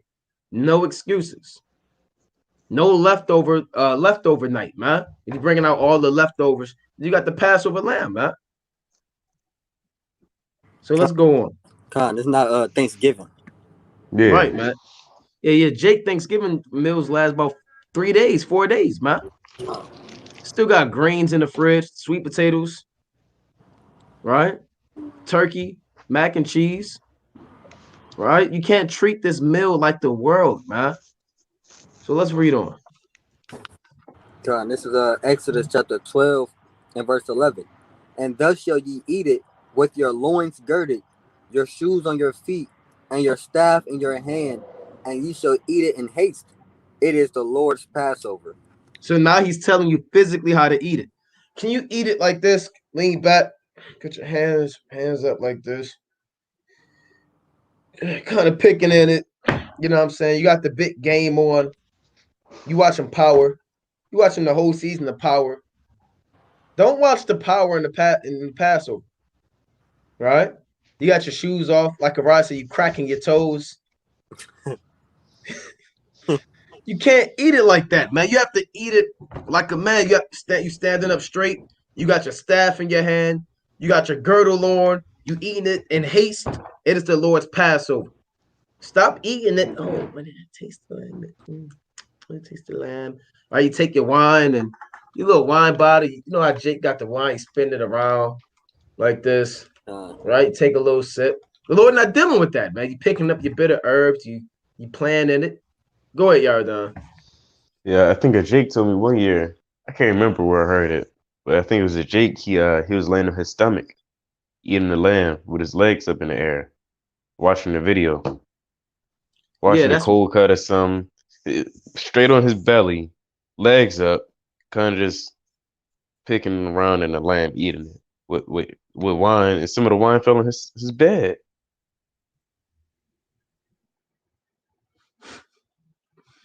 Yeah, so don't eat the Passover on your stomach, man, with your feet in the air. Texting, right? What you're doing, right? You don't need your phone. You don't need to be texting. You don't need to be scrolling on Instagram eating the Passover. You don't have to be worrying about who tweeted what's on Facebook. You don't need the TV on. Turn the TV off, right? You don't need Tupac playing, right? You don't need none of that, man. It's the Lord's Passover. Eat it in haste. Don't choke and kill yourself, but hey, get it done. Get it down quick. Because we have to make moves. We got to leave, man. All right? Back in the ancient world, we had to leave. We was on our way out of there. At midnight, the Lord smote the firstborn. Guess what? We was out of there. Like the brother said, take it serious, man. We take the Passover real serious, man. We're not cracking jokes at the Passover. We're not coming up with knock-knock jokes. We're not doing no folly on the Passover, man. All right, you have something else? Yeah, don't scarf it down. Yeah, eat in haste, but like, don't make a competition out of it. Yeah, like the heathen and the nations, when they eat, they try to eat the fastest and just swallow it all. Don't just swallow your lamb. You gotta chew it. Don't just swallow your bitter herbs, and that's cheating too. You can't swallow your herbs. You gotta chew it. You gotta eat it. All right. That's right. Because you're not going to taste the bitterness. What's the point of having bitter herbs if you don't chew it? You be having damn Moabites eat 100 hot dogs. They be scoffing them damn hot dogs down like 3 minutes. Yep. I see that. Yeah, it'd be that dude, and it'd be that Moabite and that Edomite, man. They be sitting there going crazy, man. They drinking like 15 bottles of water and ate 200 hot dogs. Then they be like this, like they won, man. The Lord not dealing with that. All right. This is, like Tori said, a solemn feast, man. A solemn feast. So, brothers, get a staff, man. If you don't have a staff, you can order one. You can go, like I said earlier, you can go to a sporting goods store like Dick's or Bass Pro Shops or whatever sporting goods, and they usually have like sticks, and you can just use that for a staff, man. You can go make one. You can go in your backyard. I can pull over on the side of the road. You can get you a little cut you down a staff. I know brothers in the truth, they make staffs. There's a brother in the camp, right? His household makes staffs, right? It may be short notice now, but his household makes staffs. All right. Don't take your lamb outside. And this is serious. You see how many statutes are behind the Passover? It's so much. You got to make sure every one of these things are done perfectly. This is serious, man. Let's go to 1 Corinthians 11 and 24. This is not a game. 1 Corinthians chapter 11 and 24. This is 1 Corinthians. And again, so like the Passover, not to get full. Oh man, I know I ain't eat early, but I'm gonna eat the Passover later, right? I skip breakfast, but that's all right. The lamb gonna be there. The Lord is not dealing with it. The lamb might not be there, man. Why he get 2 pieces of lamb? Only get 1. Right? You got brothers that come just for the Passover to get drunk. Right? He done drank the wine, but he ain't get a buzz yet. So now he want more. He come for the buzz. The Lord not dealing with the buzz, man. The wine is not to catch a buzz. Let's read that. 1 Corinthians chapter 11. Oh, you had something? Yeah, so like you have Elder Tahar, he always be like, it ain't no damn lamb dinner. We're not having a damn lamb dinner. You always say Con. lamb dinner, man. That's right. Yeah, don't rate it. You don't have to take it, put it on Yelp and none of that, and 5 stars, and Hey, somebody last year, they had hot dogs for the Passover. Right? Somebody last year had hot dogs, man. And then you got brothers saying that you can have sweet potatoes, mac and cheese, fried chicken, and they had an orange Faygo. And I got mad, almost wanted to punch the screen, man. Right? So let's read that 1 Corinthians chapter 11 and 24. This is 1 Corinthians chapter 11 and verse 24. And when he had given thanks, he brake it and said, "Take, eat, this is my body, which is broken for you. This do remembrance of me." So eating the Passover, you're remembering Yahweh Shai too, right? This do in remembrance of me. So you should be thinking about 2 accounts during the Passover. That's why we read both accounts. WFI, we go through all of the Exodus, right? Them first 12 to 14 chapters, and we read the latter chapters of the Gospels, chiefly Matthew 26 or Matthew 27, right? Or John 19. We'll read these accounts. Because when we're eating the Passover, we're thinking about Egypt. We're also thinking about what the Lord went through. You're commanded to remember Yahweh Shai. You shouldn't be worried about the sports game, the damn who's going to win the next sports championship while you're eating the Passover. The Lord said, "This do in remembrance of me." So let's read on. Verse 26. 25. Verse 25. After the same manner also he took the cup when he had supped, saying, "This cup is the New Testament in my blood. This do ye as oft as ye drink it in remembrance of me." So you're not drinking to get drunk. You're not catching the buzz. Like I said, I know brothers, they come with that little liquor you get at the gas station.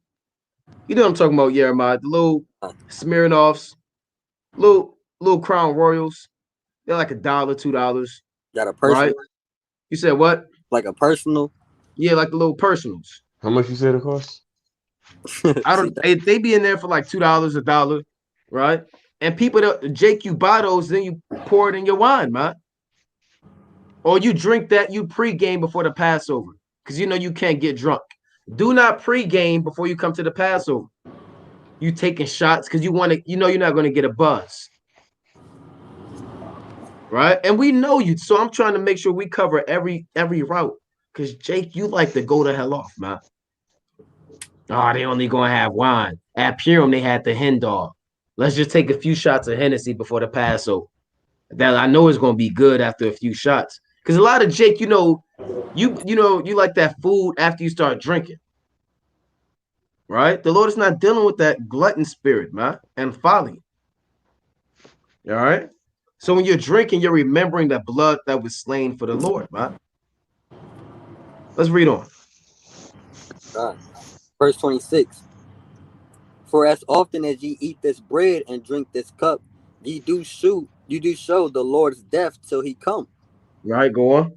Wherefore, whosoever shall eat this bread and drink this cup of the Lord unworthily shall be guilty of the body and blood of the Lord. See that? So you got this serious, man. Right? If you eat and drink unworthily, you're guilty. If you, like I said, if you don't know what this thing is about, man, you better get it together. Because the Lord said you'll be guilty of the body and the blood of the Lord. Right? I'm gonna see this word, Slaki King. I'm gonna look this word unworthily up. Right? In a Greek, and I want to see what it's going into. All right, what is that? 1 Corinthians chapter 11 and 27. Right? 1 Corinthians chapter 11 and 27. So you have to know what this thing is about, man. All right.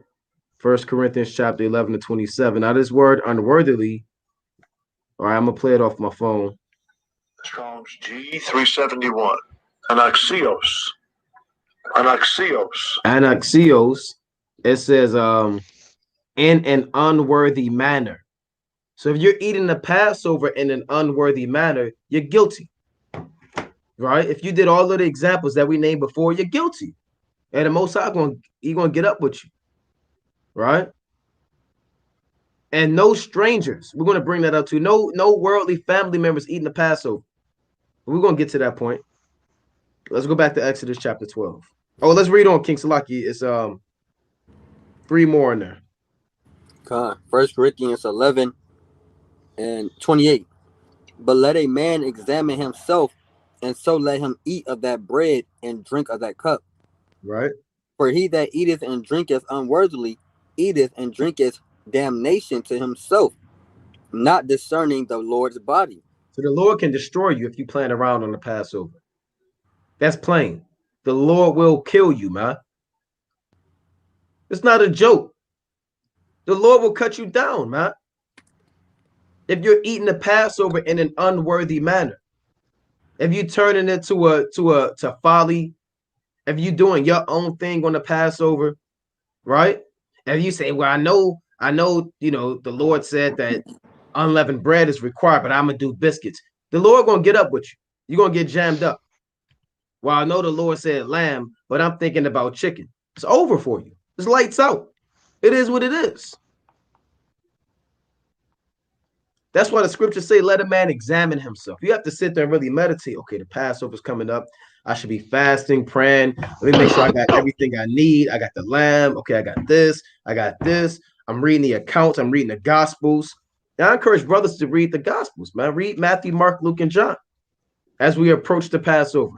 Read the law. Read the book of Exodus. Read Genesis, Exodus, Leviticus, Numbers, Deuteronomy. Read the Torah, the Thawarah. Right? That's what I've been in Exodus, man.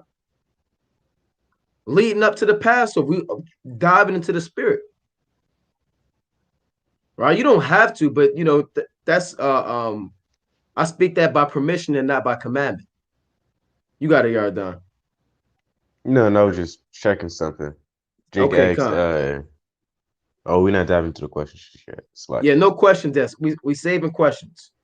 Right? Any question, like I said, for those tuning in who have not heard in the beginning, we're going to open up a space on the same live stream where we normally take questions on a conference call number. We're not going to do that tonight. We're not going to do the conference call tonight. Right? We're going to take that same time that we do the conference call and answer questions about the Passover. All right? So let's go back to that. In Exodus chapter 12. So you want to examine yourself. Like I said, there's nothing wrong with making sure you praying and fasting and getting your spirit right, man. All right. Even if you got to do a 2-day fast and you praying to Yahweh Bashem Yahushai that he purges the leaven out from you, He's removing the demons from you, the iniquity and sin from you. You asking the Most High to bring the sins to your memory and remembrance that you can repent from. Right? You're reading how Yahweh Shai conducted himself, the apostles. You're looking at Mary and Martha as a woman, and you're getting into this thing. All right.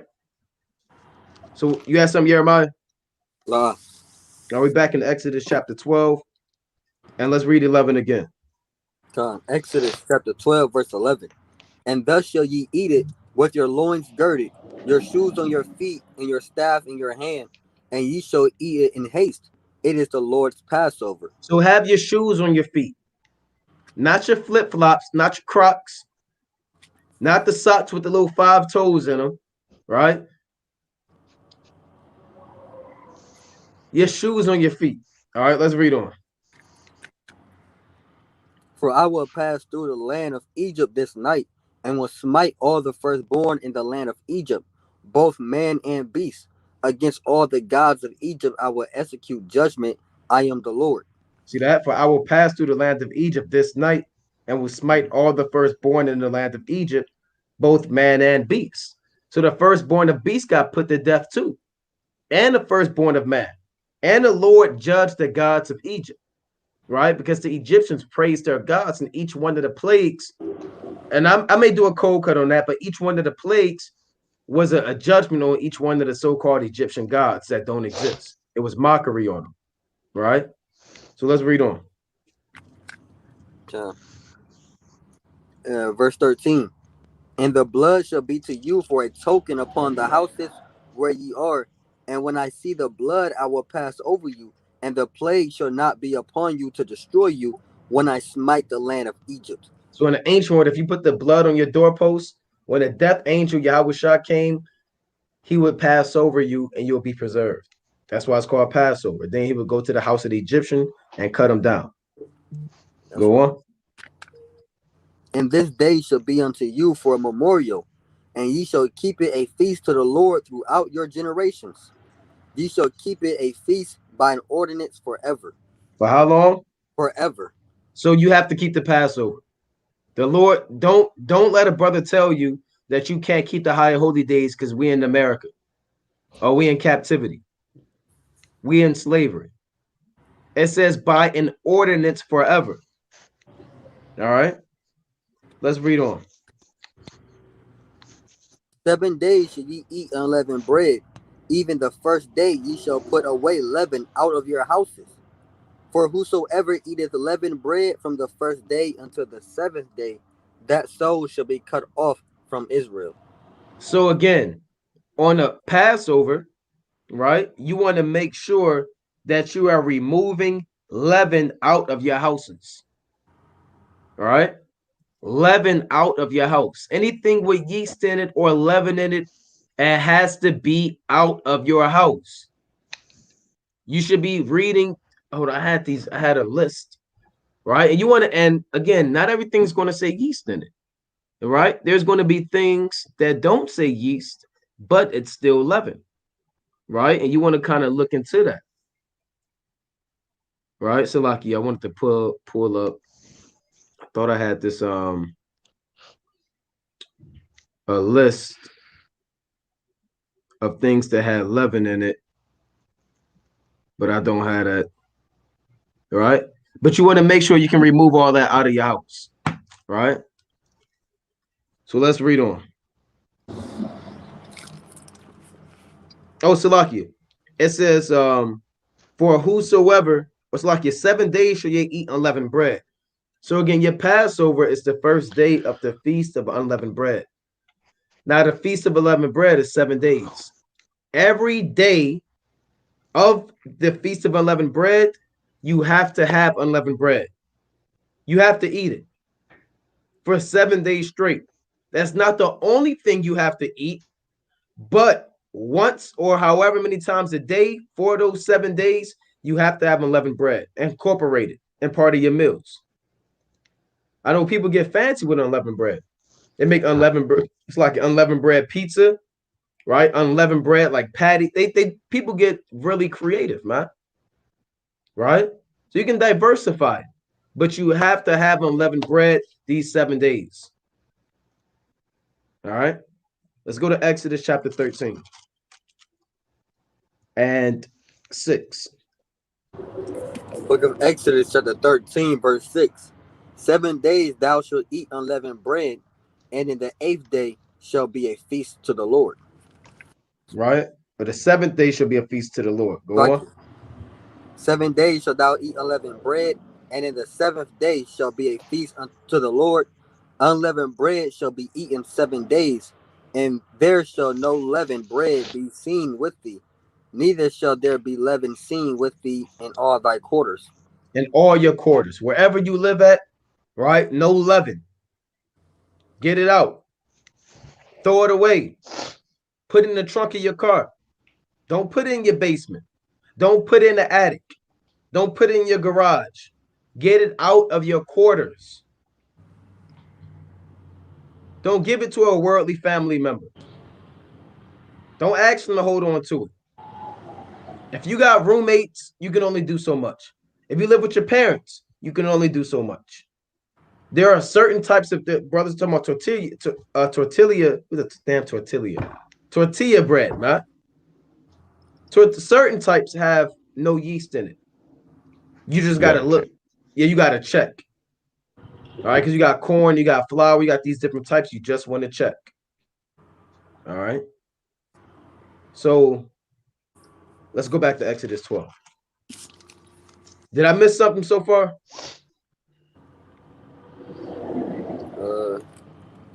Not that I can think of. All right. So let's go back. Exodus chapter 12. Let's read 15 one more time. Exodus 12 and 15. Exodus 12 and 15. 7 days shall ye eat unleavened bread. Even the first day ye shall put away leaven out of your houses. For whosoever eateth leavened bread from the first day unto the 7th day, that soul shall be cut off from Israel. So the Lord gonna cut you down. If you get caught sneaking yeast, you can't help yourself. Right? The Lord gonna deal with you, man. You done snuck Hawaiian rolls in your room, right? You couldn't let go. You snuck and making cornbread in the middle of the night for yourself. The Lord is gonna cut you down, man. Pizza. Pizza. You ordering pizza, right? You're sneaking packs of yeast in your pocket, opening them up and eating them in the bathroom. Got some bread under your pillow, some crumbs. Say, look, it don't count. It's just crumbs. That's right. That's right. The Lord going to deal with you, man. No leaven in your quarters. Let's read on. Verse 16. And in the first day there shall be an holy convocation, and in the 7th day there shall be an holy convocation to you. No manner of work shall be done in them, save that which every man must eat, that only may be done of you. So the first day of the Feast of Unleavened Bread and the last day of the Feast of Unleavened Bread, there are holy convocations. All right? Holy convocations, meaning you should be gathering together in righteousness. Don't be an individualite.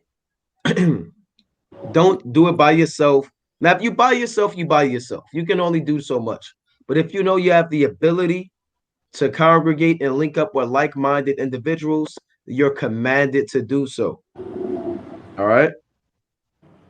And you can't do any work. The only work you can do is work that goes into preparing and cooking the food. Passover, no work, no cutting the grass, no mowing the lawn, no damn washing the walls. All right? No spring cleaning. Not on the Passover. No buying, no selling on the Passover. You should have bought your everything you needed, man. No, well, the sun went down. Well, let me go. Oh, I forgot to get the wine. Let me go buy it. Hey, should have been had it. All right, so let's go on. Exodus 12 and 17. And ye shall observe the feast of unleavened bread, for in this selfsame day have I brought your armies out of the land of Egypt. Therefore shall ye observe this day in your generations by an ordinance forever. Right, go on. In the first month, on the 14th day of the month at even, ye shall eat unleavened bread. until the 120th day of the month at even. So you're eating unleavened bread on the 15th day, which is the 14th day of the month at even, all the way up into the 21st day at even. You're eating unleavened bread. So the 15th to the 22nd, you have to eat unleavened bread. All right, let's go on. In the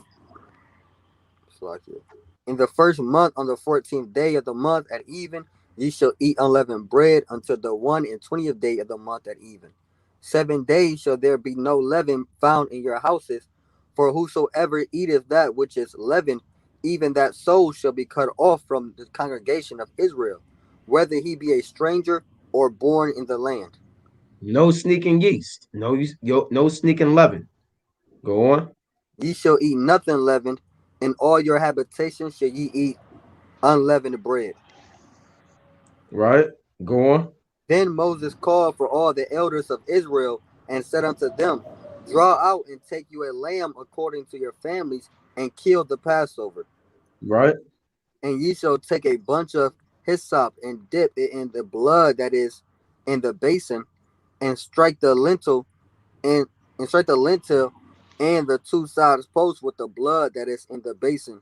And none of you shall go out at the door of his house until the morning. Right. Go on. All right. So Slakia, I gotta make that point. No leaving your house. Right. To the morning. No carrying your food out, man. All right. No carrying your food out and going back home and finishing it there. All right. That's plain. Not to the morning. None of you shall go out of the door of his house until the morning, meaning till the sun comes up. You can't leave your house till the sun comes up. Right? Go on. For the Lord will pass through to smite the Egyptians, and when he seeth the blood upon the lintel and on the two side posts, the Lord will pass over the door, and will not suffer the destroyer to come in unto your houses to smite you. And ye shall observe this thing for an ordinance to thee and to thy sons forever. Right? And it shall come to pass when ye become to the land which the Lord will give you, according as he hath promised, that ye shall keep his service. And it shall come to pass when your children shall say unto you, what mean ye by this service? Right. And you have to teach this to your children. Your children can't just be eating this, thinking it's normal dinner. Right? They can't just do that, man. Oh, well, don't tell your kids, well, tonight we just have a lamb and vegetables and bread. Right? That's wicked, man. Tell them it's the Passover.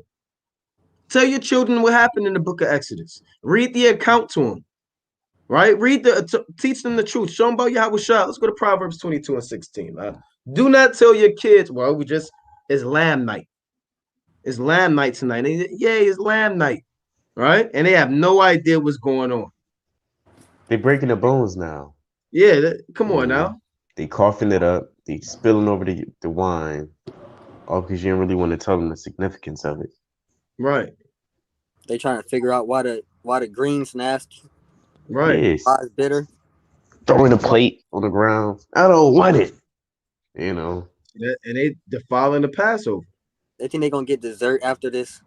After they eat their dinner, they might get a slice of cake. Mm-hmm. See that? They ask why you taking all of the yeast. Your kids should know what's going on. Everybody should know what's going on in the house. Your wife should know what's going on. Your children should know what's going on. All right. So let's read that classic Proverbs 22. Proverbs chapter 22 and verse 6. Train up a child in the way he should go, and when he is old, he will not depart from it. See that? So train up a child in the way that he should go, man. And when he is old, he will not depart from it. All right. If you train up a child and teach him about the law, statutes, and commandments, and you show them what the Passover is about, Yahweh Shah being a death angel, like the brother said, he wouldn't smote the firstborn of Egypt. He stretched out his mighty strong hand and showed wonders and signs and got himself a name on the earth, man. That's what the Passover is about. All right. And everybody in your house should know that. And they should be able to tell you that. You should be able to ask your sons and your family and your wife, what is the Passover about? And they should say the same thing that you say. Right? Y'all should be on one accord. So let's go on. Okay. This is Exodus chapter 12 27. and verse 27. That ye shall say, it is the sacrifice of the Lord's Passover, who passed over the houses of the children of Israel in Egypt, when he smote the Egyptians and delivered our houses, and the people bowed their head and worshipped. Right, go on. And the children of Israel went away and did as the Lord had commanded Moses and Aaron, so did they. And it came to pass that at midnight the Lord smote all the firstborn in the land of Egypt, from the firstborn of Pharaoh that sat on his throne unto the firstborn of the captive that was in the dungeon, and all the firstborn of cattle. See that? Let's go to Psalms chapter 78. I believe that's what I want. The Lord smote all the firstborn in Egypt, man. The chief of their strength in the tabernacles of Ham. Let's go to Psalms chapter 78. And let's start at 49. This is Psalms chapter 78 and verse 49. He cast upon them the fierceness of his anger, wrath and indignation, and trouble by sending evil angels among them. The Lord sent evil angels among the Egyptians. The evil angels are the one that manipulated the elements and caused all of the plagues on the earth. Go on. He made a way to his anger. He spared not their soul from death, but gave their life over to the pestilence. Right. And smote all the firstborn in Egypt, the chief of their strength in the tabernacles of Ham. Go on. But made his own people to go forth like sheep, and guided them in the wilderness like a flock. So the Lord smote all of the firstborn in Egypt. Everybody. And that's the chief of your strength, man. That is detrimental to a nation. All of the firstborn, rather you was 45 years old or 25 years old or 5 years old. A lot of Jakes, you think about firstborn, you only think about kids. You can be a firstborn 50-year-old man, 60-year-old man. Whoever was the firstborn amongst beasts and man, they were cut down in the land of the living. Right? Let's go to Wisdom of Solomon. Let's go to Wisdom of Solomon, chapter 18 and 13. Well, 18 and boy, this whole I'm not going to read the whole thing. 18 and 6. This is Wisdom of Solomon, chapter 18 and verse 6.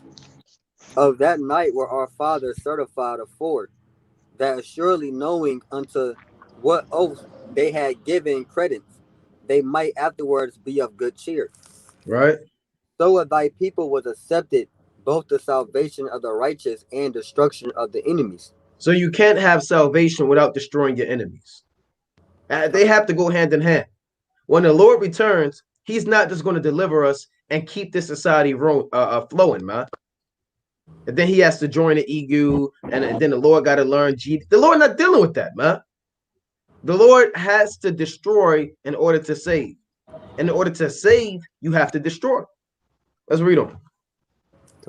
So of thy people was accepted both the salvation of the righteous and destruction of the enemies. For wherewith thou didst punish our adversaries, by the same thou didst glorify us, whom thou hast called. Right. For the righteous children of good men did sacrifice secretly, and with one consent made a holy law, that the saints should be alike partakers of the same good and evil, the fathers now singing out the song of praise. Speaking about the Passover, we did the sacrifice secretly. They didn't know what was going on, right? They didn't know we was sacrificing the lamb and putting the blood on the doorpost. Go on, the Egyptians. But on the other side there sounded an ill according cry of the enemies, and a lamentable noise was carried abroad for children that were bewailed. Right, go on. The master and the servants were punished after one manner, and like as the king so suffered the common person. People was dying. The king's son died. The common people, their sons died. Everybody was dying, man. Con. There's no count, right? Go on. So they all together had innumerable dead. Hold on. Read that again. So they all together had innumerable dead with one kind of death. Neither were the living sufficient to bury them, for in one moment the noblest offspring of them was destroyed. That's mighty right there, man. Uh, The Lord said you couldn't number how many dead Egyptians there was. I'm led to believe it was billions. I'm going to put that out there. It had to be over 1 billion Egyptians that were dead. You got to think about the stink, and they couldn't bury them. Cool. So I mean, they were just rotten, just dead in the house. You can't. Oh, go ahead. And it said you can hear their cries, you can hear the death of millions and billions of Egyptians dying. You can hear from the youngest child on up. You can hear everybody screaming and crying, wailing, saying no, and then you hear them just slicing, slaughtering. Yes. Yeah, that's crazy. And there's no telling how long that cry and scream was. Oh. It could have been 5 minutes. It could have been 50 minutes. It could have lasted all night to Israel left. Just screaming and crying. Ah! Right? Smoting, looking outside. All they firstborn dead. Go ahead, Yardan. You got it. There's it's like I was gonna say, Jake think they heard a bad or scary scream during a movie, right? Hey, imagine millions of people screaming. Ah! Hey, one scream kind of startled Jake. What was that? Imagine millions of people's people, people losing their mind, people losing their kid, my baby, That's right. And some people can't bear it when you watch these movies and they have somebody dying and then you'll have the husband got to cover his wife's mouth. So she kind of can't take it. She can't handle all that, man. Right. Or they got to cover the little girl, the child's mouth and eyes, man. While you just hear somebody, they probably hiding behind a car. You can hear somebody in the back just getting slaughtered. Hey, and even that, man, some people commit suicide, man, when they lose loved ones. They lost their firstborn son, and that's a heavy thing, man. Everybody knew in antiquity that the firstborn son was the strength, man. The strength of your hand. They couldn't bury these dead animals. You got to think about the destruction. All the water is blood. So they damn starving. They can't drink. Right? They're being plagued by flies. I don't know what happened. He might come back. They're being plagued by flies, lice. They scratching and itching. They looking for something to drink. It's blood. Right? You got frogs, flies, lice. You got plagues on the cattle. All the cattle dying. They can't eat. They couldn't order takeout. They can't eat. They can't slaughter the animals. They got boils all on their body. Right? You got damn locusts going to and fro, eating up all of the crops. You got hell mingled with fire and lightning and thunder. Can't darkness. See.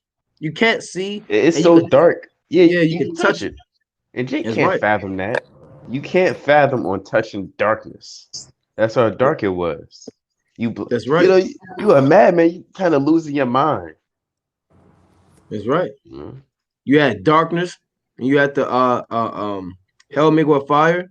Right? We named that one already. But you also got the death of the frogs. I missed the frogs. Right? And you got the death of the firstborn, man. You got to deal with it. Like, hey, now these plagues that's coming to America spiritual, man. Right. You got the frogs. You got the frogs out here doing their thing now.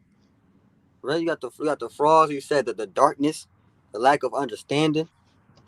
Right? All these things are spiritual, man. You got the locusts. Yep. You got the locusts. Revelation 9. Done. Right. You gonna have the death of the firstborn in America too, man. That's right. So read Revelation chapter 16 and go into the plagues, man. the sun being smitten, a fourth part of the sun in Revelation 8, and a fourth part of the moon. You know, the The sword. the grievous sword.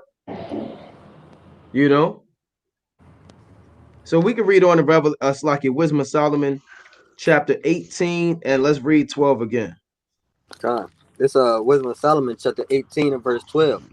So they altogether had innumerable dead with one kind of death. Neither were the living sufficient to bury them. For in one moment the noblest offspring of offspring of them was destroyed. Right? For whereas that's like the Lord had no mercy on the Egyptians. He didn't even give them an opportunity to bury one of them, man. Not even give you that chance to bury your Right. brother. You all gonna die all together. That's So like right. That's right. 13. For whereas they would not believe anything by reason of the enchantment upon the destruction of the firstborn, they acknowledged this people to be the sons of God. See that? They said, damn, these have to be the sons of God. Because you can't fake that. Yeah. You know, these magicians, they could do a lot. They couldn't make lice. They couldn't do hell mingle with fire. They couldn't call locusts. There was a lot of things the Egyptians couldn't do. Right? And they damn sure couldn't kill all of the firstborn of Israel. And they could do that. They would have been did it. Right? This sounds like Wisdom of Solomon in the 5th chapter. That's right. It do. Solomon say these are the children, sons of God. That's right.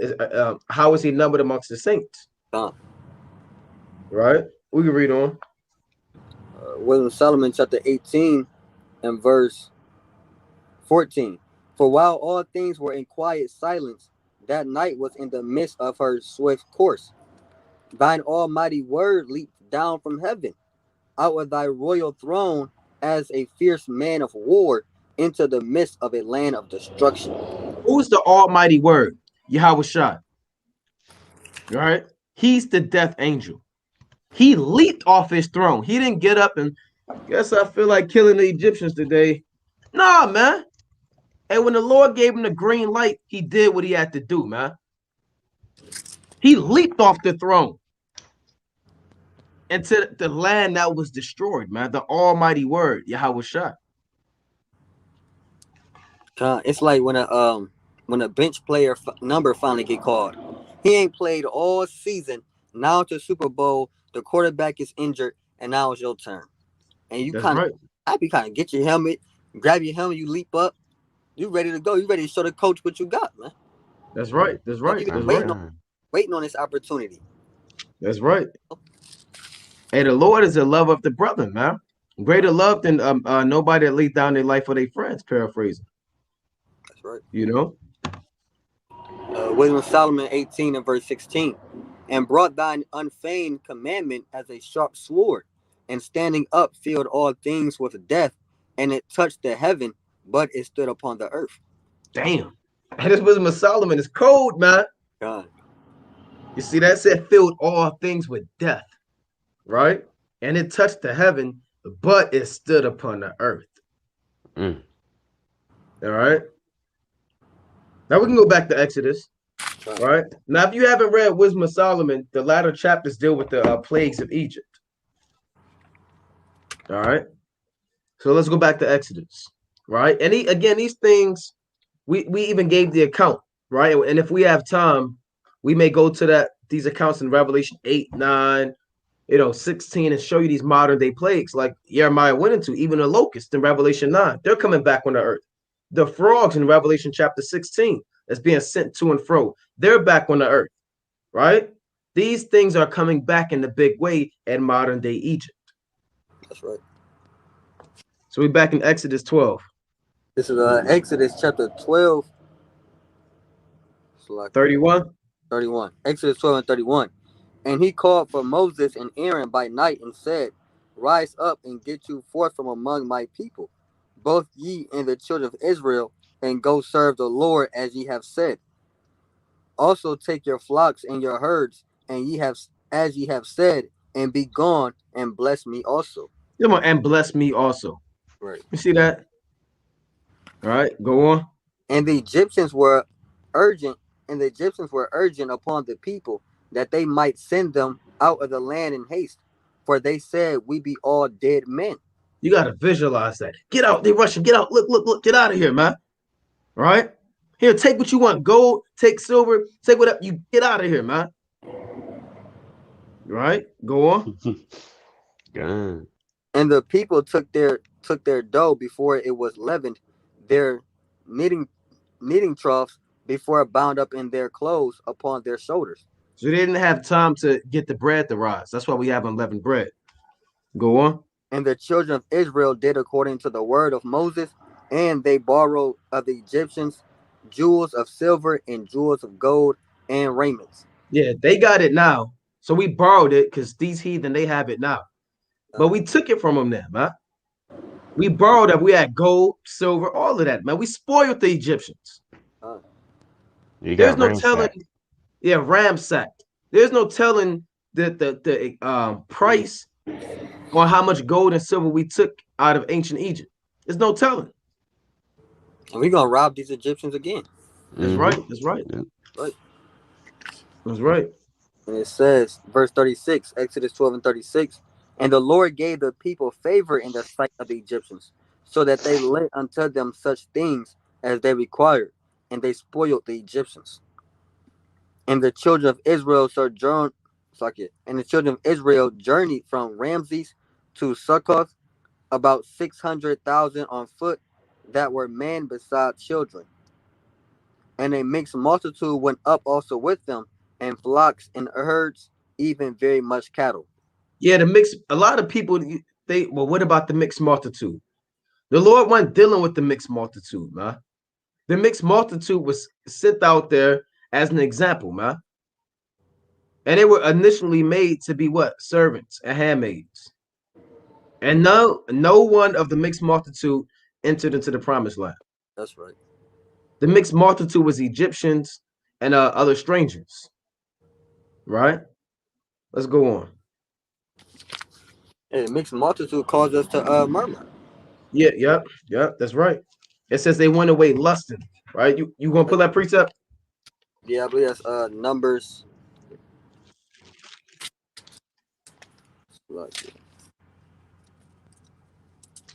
I had another precept too. That's chapter.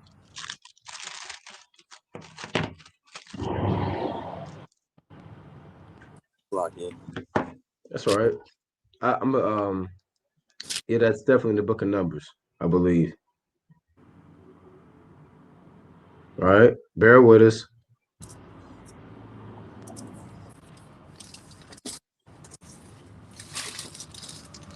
Salakia.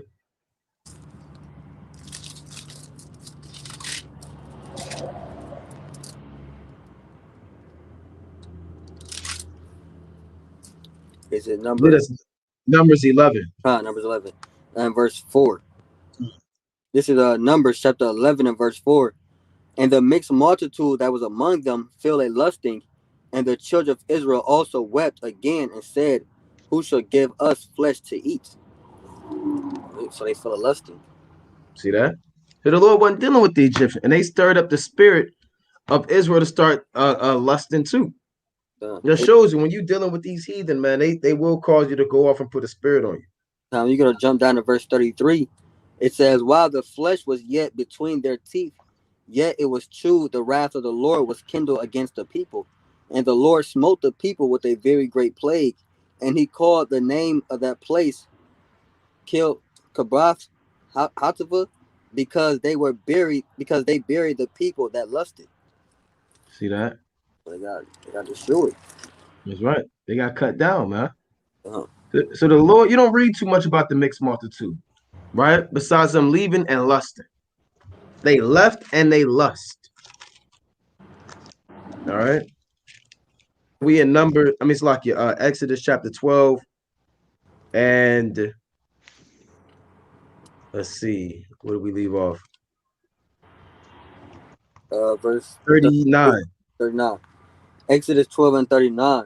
And they baked unleavened cakes of the dough which they brought forth out of Egypt, for it was not leavened, because they were thrust out of Egypt, and could not tarry, neither had they prepared for themselves any victual.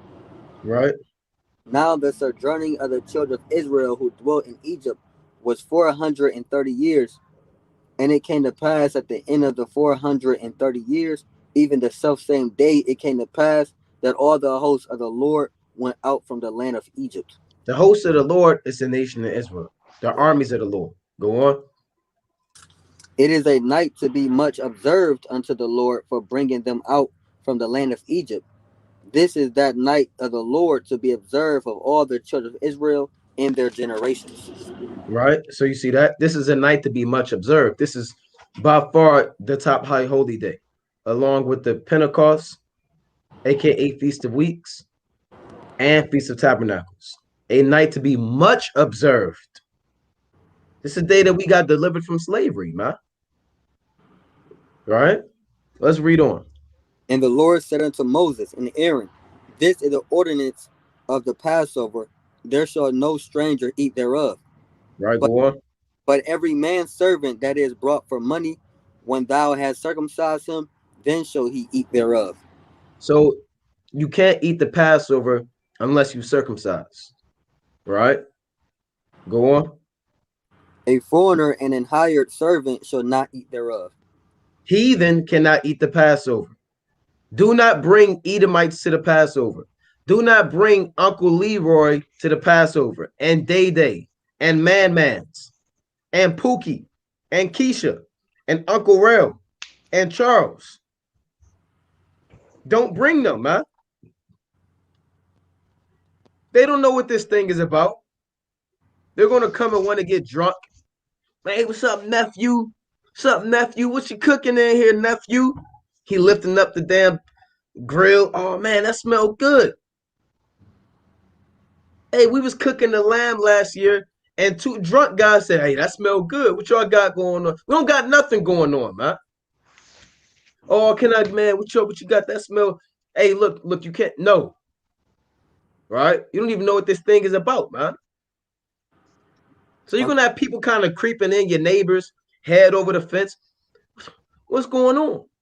Right? Don't let them eat the Passover. Don't let cousin Day Day come over, man. Go ahead, Yaradan. A side example or side point, I known a brother who it was a new moon, kind of let his Edomite woman over, and all hell kind of broke loose. She brought a spirit over, and that's for the new moon. So how much more the Passover? Best believe she's going to bring spirits with her, because these heathen, they mind not right. They got a sour mind. The scrambled eggs is yolk is dirty, right? They have a filthy mind. You know, they got spirits on them. So when you're around them, you know, you can't be surprised if all hell break loose. Right? You had Phineas smite the damn Midianitish woman, man. Kind of brought her over. Right. Can't be having that. Like the brother going into, you got Uncle Leroy taking a damn smoke break at the Passover. He went on the walk. Take a 5 minute. Yeah, take a 5 minute walk to the. Or they eating a lantern one. It's not good. It's not good. Why you ain't season this? You know, do not bring your worldly family members to the Passover. Don't do it. Just stop. You don't have to please everybody. It's not about pleasing people. The Lord said in Galatians 1:10 on down, do I seek to please men? Yet if I should please men, I should not be the servant of God. Paraphrasing. I don't care. Guess what? My mother's not coming to the Passover. She's not invited. Oh, but you know, my son and hey. Now I'm gonna say it in a respectful manner, but you're not invited. Right? My great grandmother, Gertha, right? She's not coming. You're not invited. Or I didn't eat all day. Hey, you know? So we gotta know what's going on. Let's go to Ephesians 5:11. Right? Let's go to Ephesians chapter 5:11. You got your dyke cousin in there. She a butch. Trying to figure out what's going on. Let's bring that out. Ephesians 5:11. This is Ephesians chapter 5, verse 11. and have no fellowship with the unfruitful works of darkness, but rather reprove them. Go on. For it is a shame even to speak of those things which are done of them in secret. See that? So the Lord said, have no fellowship with the unfruitful works of darkness, man, but rather reprove them. Understand how important this meal is, man. Like I said, you don't have to be on your phone all day during the Passover. You don't have to be on social media. Take a break. You don't have to be on Sports Center. You don't have to have TV on. You don't need the Frankie Beverly, what is that? Frankie Beverly and Amazing Frankie Beverly on. You don't need the Isley Brothers on. You don't need the Stevie Wonder Superstition. You don't need the Maxwell. Gap Band. You said what? Maxwell. Yeah, Maxwell, the damn outstanding. You don't need that, man. The Earth, Wind, and Fire. You don't have to bring that spirit, that Jake spirit to the Passover, man. Playing Kim at the Passover. Yeah, Kim. Right? The Barge. Now, yeah, let's go to Matthew, because Yahweh Shah, he sung a hymn on the Passover, right? Talking about the Psalms, right? But he didn't do he wasn't into, what Jake is into now, man. All right. I want to get that in the book of Matthew 26 and 29 to 30. Right? Matthew chapter 26, verse 29 to 30. Kind This, of, oh, go ahead. no, you got it, King. So like I was just gonna say, like I think the sister said, treat it like a cookout. Yeah, that's off. Or the brother said, treat him like a cookout. That's right. That's right. That's right. This is Matthew chapter 26 and verse 29. But I say unto you, I will not drink henceforth of the fruit of the vine until that day when I drink it new with you in my Father's kingdom. And Right. when they had sung a hymn, they went out into the Mount of Olives. See that? So they sung a hymn, right? A song of solemnities, right? Let me get that precept. I believe that's in the book of Zechariah, right? If I'm not mistaken. Let's go to, bear with me, I have to find this precept. So a hymn is just like a song, right, that they were singing, right? They wasn't freestyling. They wasn't doing their own thing. All right. We can go back to Exodus. I'm gonna pull this precept. Bring it out.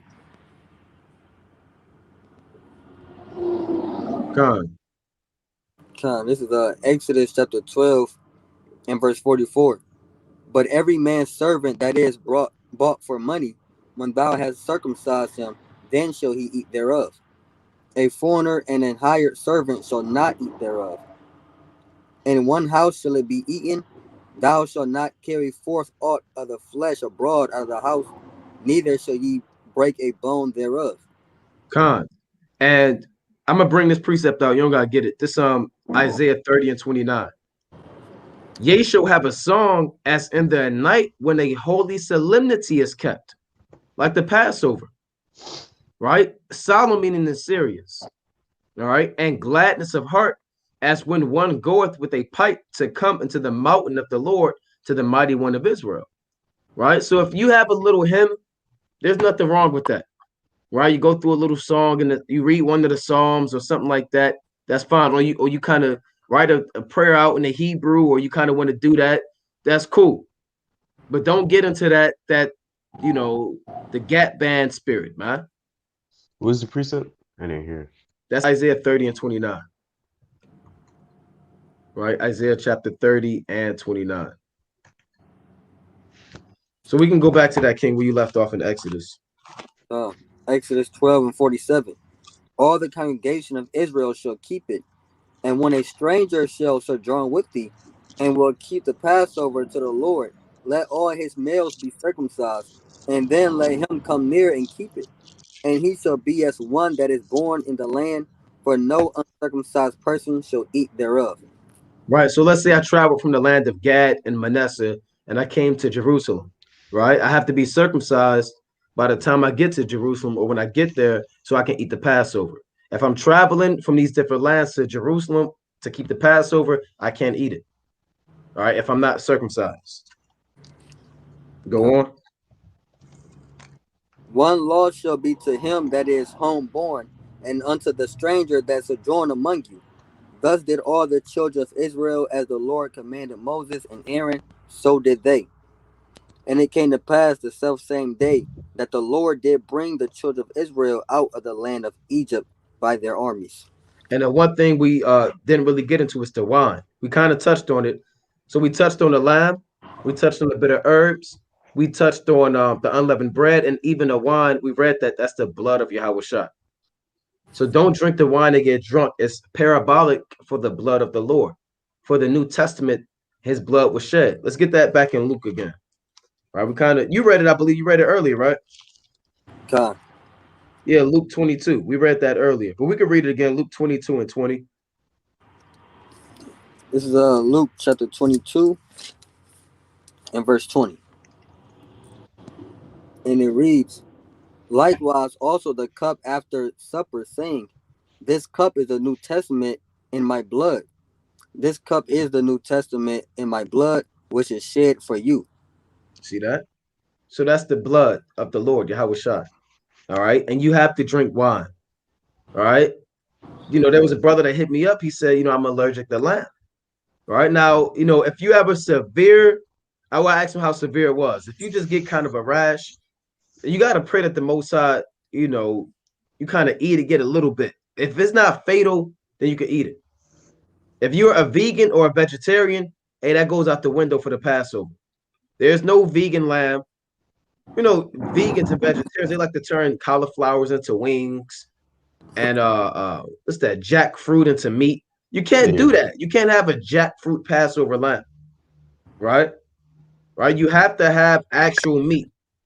If you don't drink wine, you have to on a Passover. It don't have to be a whole lot. It just be, you know, some wine. If you have kids, right? If your kid is like, they can have a little bit of wine. All right.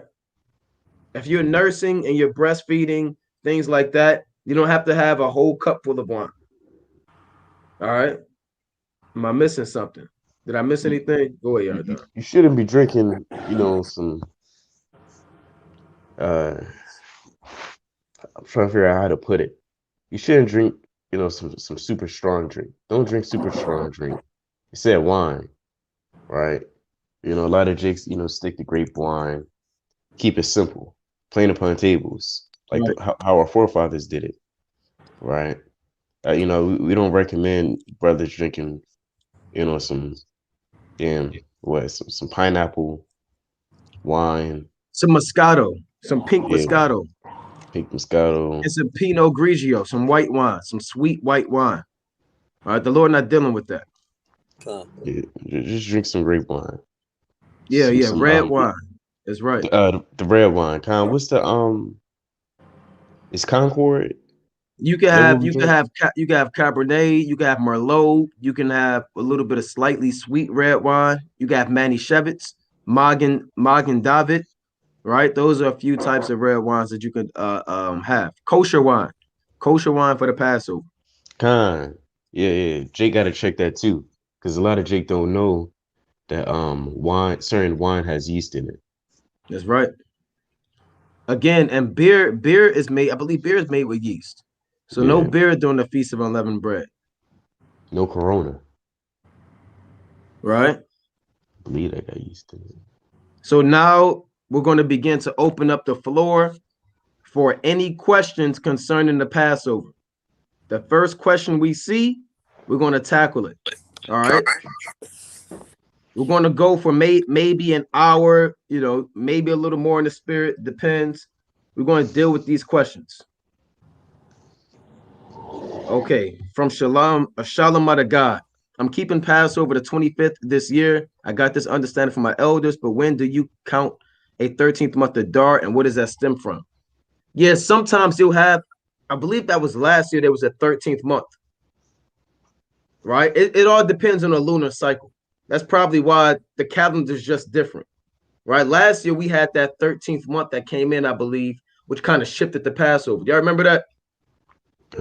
Yeah, that happened last year, but they may be keeping a different calendar. That's probably why that date is like that. It's just based off of the lunar cycle, King, right? Just based off of how these moons come in, because the lunar cycle shifts. It's around 354.11 days. So sometimes you'll have an additional moon, 13 moons in 1 month, right? You can have 2 full moon or 2 moons or 2 full moons, I believe, in 1 month, and that's what they call that blue moon. All right, so it all depends. They probably have a different schedule, King. All right, let's see. What else? Did I skip a question? Okay, Stella Rosa. I'm not sure about Stella Rosa. I will have to look into it. But you want to make sure you can't go wrong with Manny Shevitz and Magen David. Chiefly Manny Shevitz. Judamania, do you have to eat lamb all 8 days with the unleavened bread?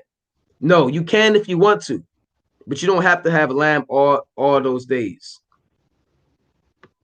King Corn, can you make unleavened bread with corn or vegetable oil? You should be baking it. All right, your unleavened bread should be baked. All right, we read that.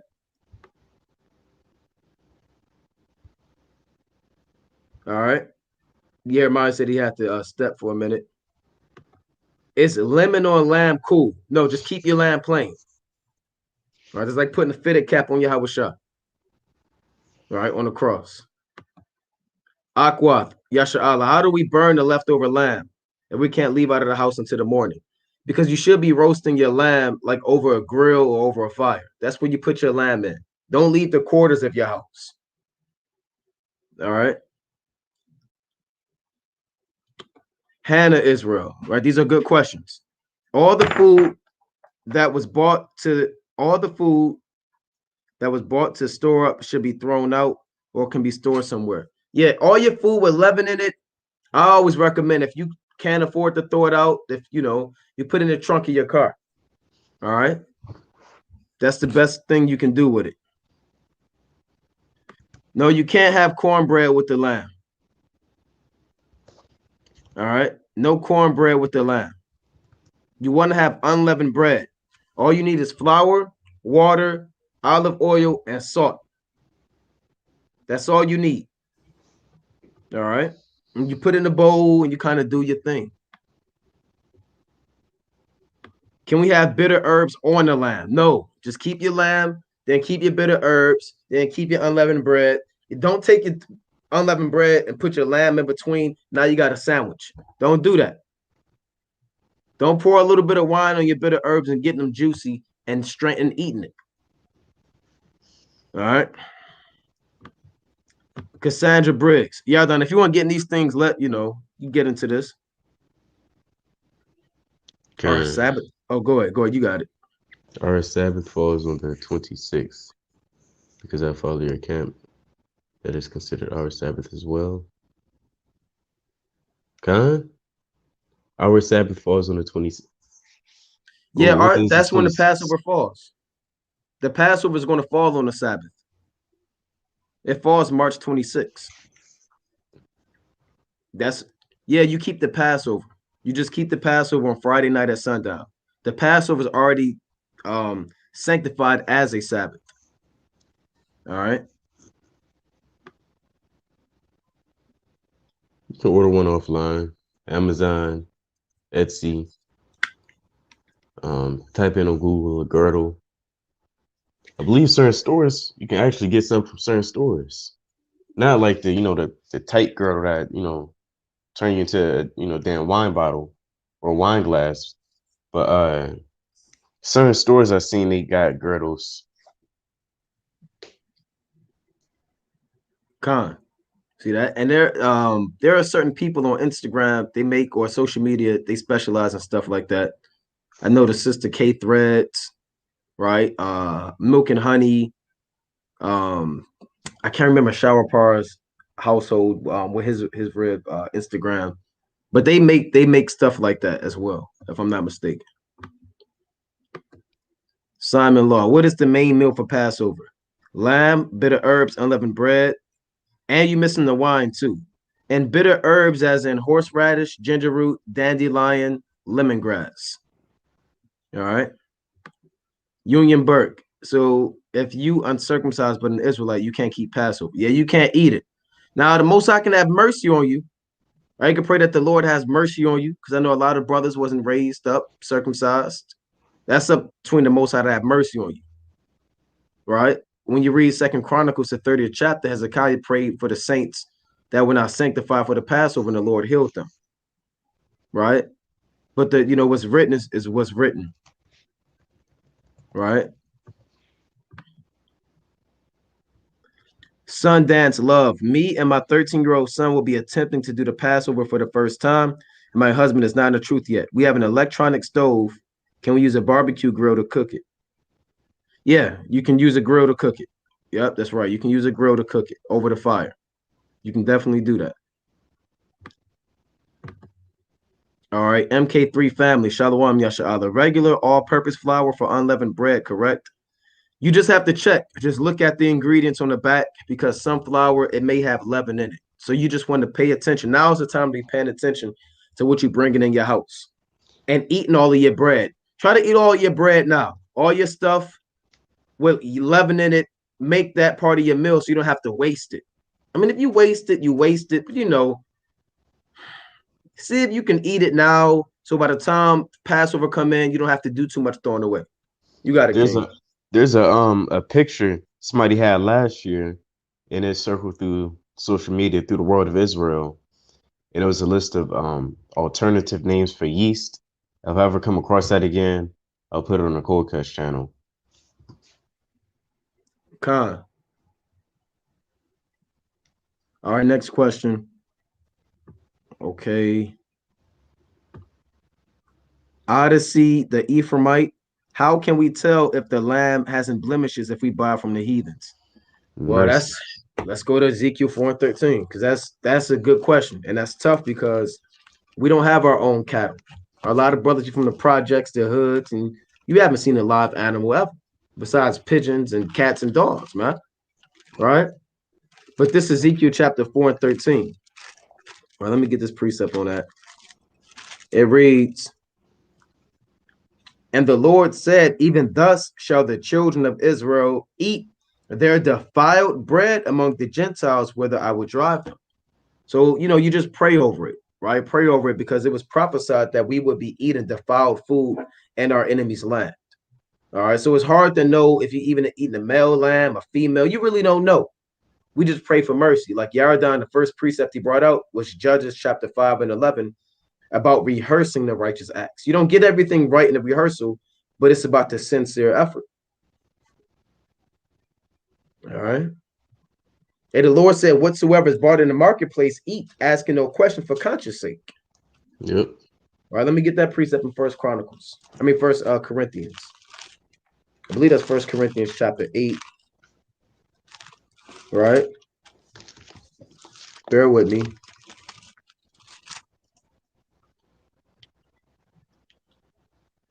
Let's see.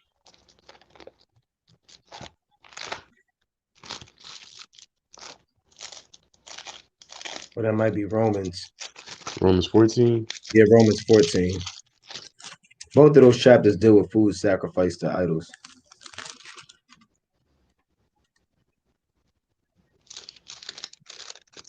You want to look for that, Baba Kasha? Good. And I'm gonna go to the next question. All right, it's one of those chapters. It might be 1 Corinthians 14. Or it's like, was it 2?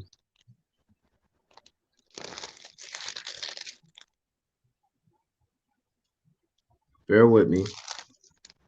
Oh, here it go. It's 1 Corinthians 10 and 25. Yep, this 1 Corinthians 10:25. Whatsoever is sold in the shambles, that eat, asking no questions for conscience sake. Right. For the earth is the Lord's and the fullness thereof. Right. So what it's saying is you're not going to really know. You just take it, you pray over and eat of it. Right. Because if you sitting there calling and try to figure out what happened to your lamb, you're never going to be able to eat it.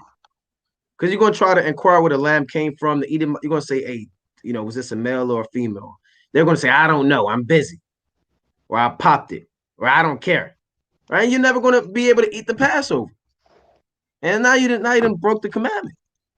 That's what it means, eat asking no questions for conscience sake. All right. Let's see. Hannah Israel. Food that was brought to the store for the famine. Oh. Food that was bought to store up for the famine, Salaki, I read that wrong, can be stored outside your house, right? Yeah, like I said, you can store that up in a car. All right. Now, I got this list of foods that may have leaven in it. Crackers, and you want to double check these things. Crackers, bottled water or pop, what you call soda. You want to check your baked goods, pancakes, bread, your pastries, waffles, cookies, and your snacks. You want to check your salad dressings, sauces and vinegar, even your meats, turkey, bacon, sausage, right? Turkey sausage. Packaged cheeses, pre-sliced and shredded, pre-packaged meals. You want to check that, including cooked, prepared entrees, sauces, and seasonings. Definitely check seasonings. Beer and alcoholic beverages, canned goods, and even just saying medicine, but you want to be kind of careful with that. Pomegranate wine, is that okay? Just stick straight to the grape wine. All right. Let's see, JB Raw. What's the best advice for someone who would be doing a Passover for the first time and by myself? Well, just do the best you can, King. Just make sure you have the wine, right? Make sure you have the bitter herbs.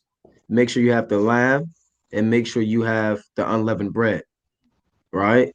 If you just do the best you can, right? We're not in the kingdom yet.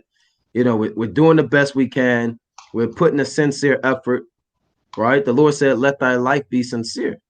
In Sirach chapter 5 and 11, right? So my advice, King, would be reading the Exodus, read Matthew 26-27, read the Gospels on the Passover, and just get into the spirit of reading and understanding what this thing is about. All right.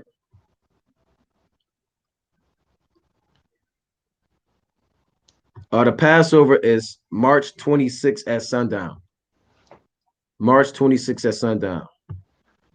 If you eat from Sinithia Cormier, if you eat lamb chops and there's no meat left, do you burn the bones? Yep, you burn all of it. You definitely burn that.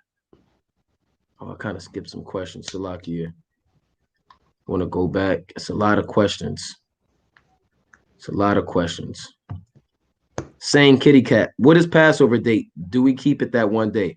Passover is March 26th at sundown, and Passover is one day, but Passover is the first day of the Feast of Unleavened Bread, and that lasts 7 days. Abad Babar, what kind of things would make someone unworthy to keep the Passover? What would you say, Yaradan? Anything listed in Proverbs, the 6th chapter, that the Lord hates. If you know if you know wickedness and you're doing wickedness and you eat at the Passover, you're eating of it unworthily. You got to be doing the best that you can, all right? Striving for perfection. All right, you just want to examine yourself. Just examine yourself. All right. We understand that the Lord said in Proverbs 24:16, Salakia,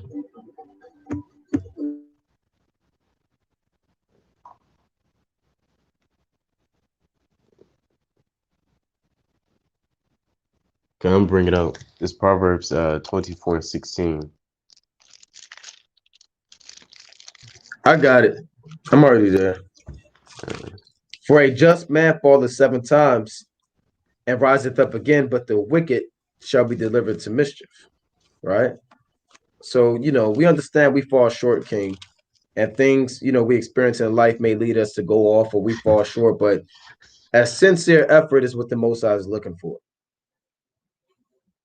All right. What's the best place to get a lamb? I know brothers, they go to different Amish markets.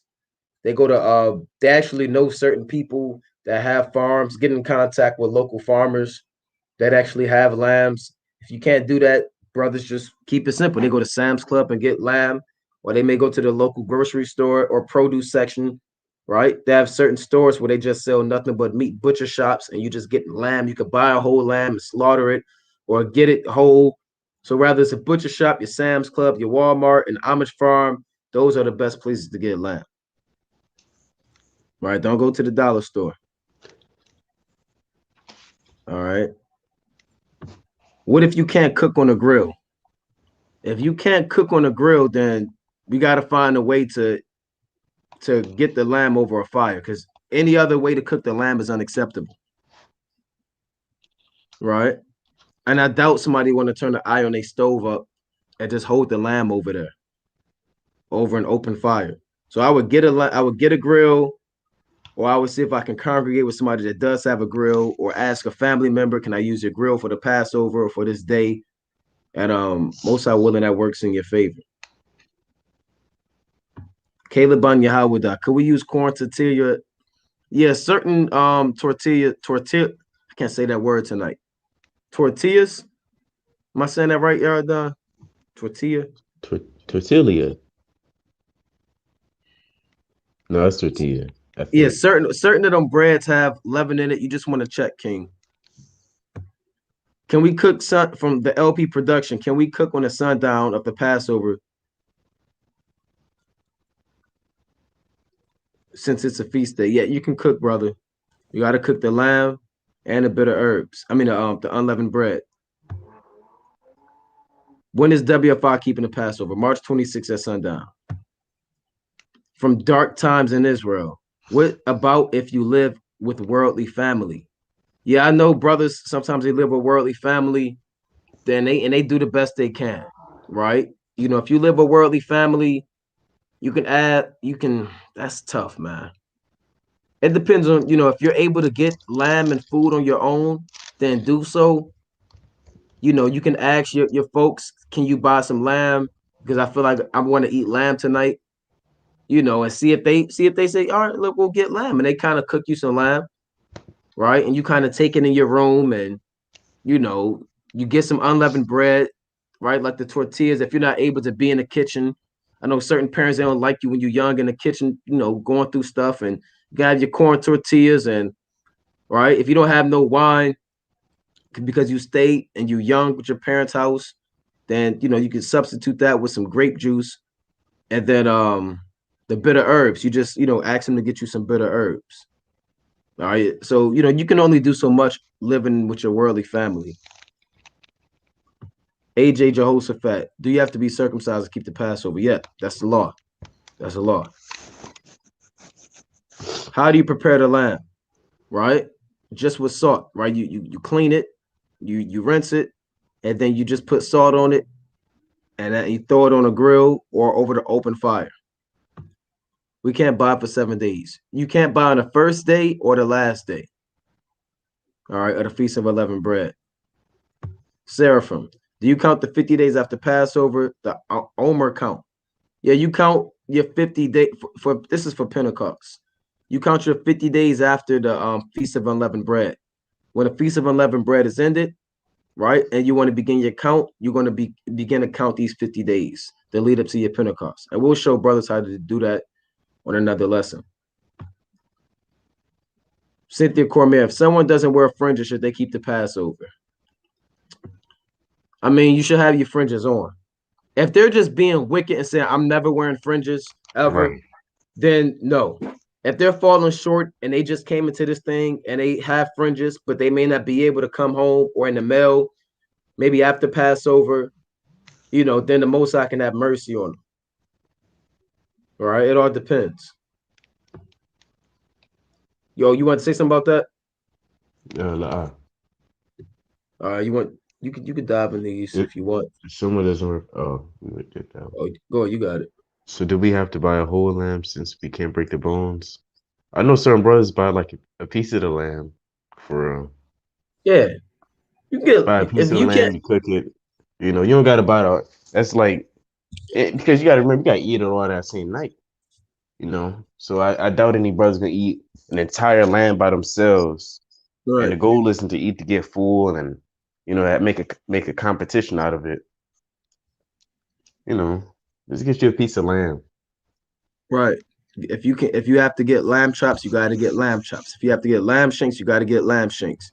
You have to get this lamb, right?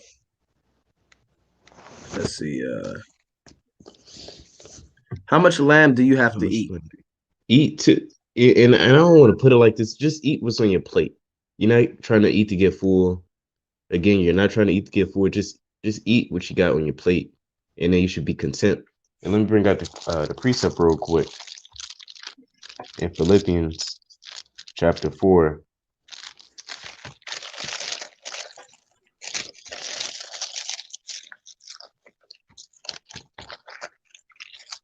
It's Philippians chapter 4, verse 13. Salakia 11. Not that I speak in respect of want. I'm gonna start up a little. Wait. Yeah, I'll start at 11. Not that I speak in respect of want, for I have learned in whatsoever state I am therewith to be content. I know both how to be abased, and I know how to abound. Everywhere and in all things I am instructed both to be full and to be hungry, both to abound and to suffer need. So you should be content and be, full with what you got. That's right. There's no limit on how much lamb you have to eat. All right. So you just have to have lamb. Okay. How we tell if the lamb? Oh, we dealt with that. I already dealt with that question. Yeah, Can we you use? don't want to. Oh, so like I was gonna say in case he wasn't here, he just got on. Yeah, don't stress yourself out. We brought out in 1 Corinthians 10-25, I believe. Ask not for conscience sake, because if you ask and then you find out that pig was popped and was all defiled, and don't do that to yourself. Don't put that burden on yourself. That's right. Can we use garlic salt on the roast lamb? We would just stick to kosher salt. Stick to kosher salt. That's right. We wear a girdle. I mean,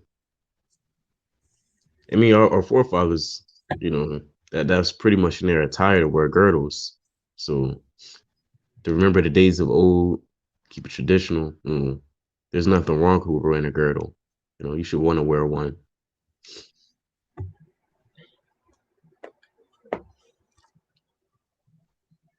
It's the seventh day. When is the last day of unleavened bread? It's gonna Believe be that's believe that's April 2nd at sundown. the date. Oh, okay. Right. I believe that's April 2nd at sundown. All right. Lamb. I mean salt. Like the brother said, kosher salt is acceptable for seasoning lamb. From Yasha Allah, 12 Tribes Flames, we can't seem to find any sheep where anywhere where I live in Jamaica. We are still trying to. Any suggestions? I can't. I'm not from that area, King. I would just keep trying to pray that the Most I had open up something for you where you're able to get some lamb. Especially being in Jamaica, I can't say too much. I'm gonna touch on that in a minute. I know some Benjamites over there. I'm texting them now, see what they might say. See that? Y'all are down with the connections. Saying kitty cat, can you use hot sauce on your lamb? No. How can you roast a lamb if you don't have an open grill? You got to kind of make it happen. All right. You got to get a grill. You got to get one. It don't have to be a big industrial grill. Even if you got to get the little grill that they put on, on your balcony, it's on a little grill with a little stand on it, little grill, right?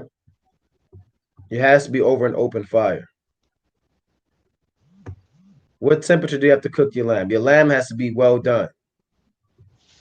All right. So it has to be well done. You, Queon. I live in Baltimore too. How can I meet you, brother? Literally watch from the Cold Cuts videos. I've been in the truth, especially the apocalypse. Well, brother, come out to the school. Right? The school is open every Saturday at 11 a.m. 4 East Hamilton Street. For those in the DMV area, come to the WFI School, right, of Truth. 4 East Hamilton Street, Baltimore, Maryland. Open at 11 a.m. See that? They're going to a farm to get a sheep. See, that's good advice. Sometimes you got to go to a farm. How much wine do you have to drink? There is no limit, right? Well, don't drink to get drunk, but there's no just drink a glass of wine.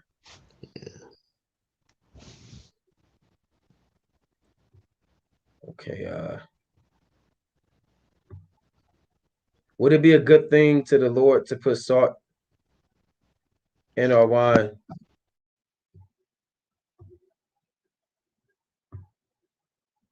Okay, I live in a house of unbelievers, so it's going to be tough. No, you don't put salt in your wine. I'm gonna do my best. Okay, all praises. Can a woman be in charge of the Passover cooking? There's no sin in that. There's no sin if a woman is cooking the Passover. It really should be the men cooking the Passover, dealing with the lamb. Now, if the woman want to do the bitter herbs or get that together, there's nothing wrong with that. There's no sin in doing the unleavened bread. Go ahead, Yardan. I got a word back from Benjamin. They say you can get one in Dunkirk. And you mind pulling up the question? Who was that brother that asked or sister? That's 12 Tribes Flames, Yasha Allah. God. You can get one in Dunkirk, Jamaica. They also said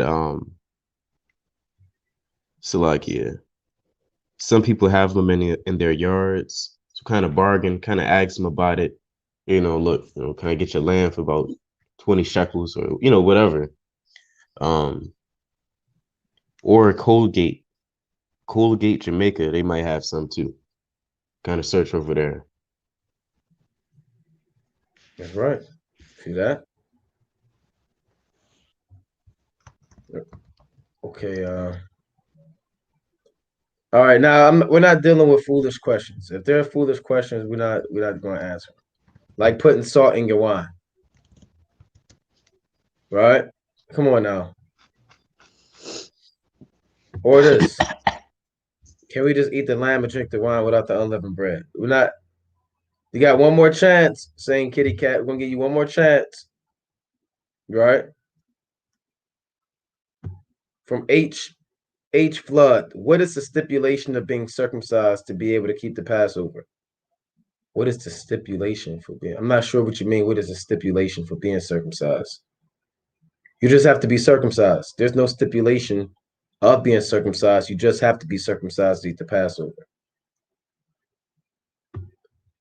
Can we roast the bitter herbs over the fire? They're going to burn. All right? No, don't do that. Yaradon, this for you. God.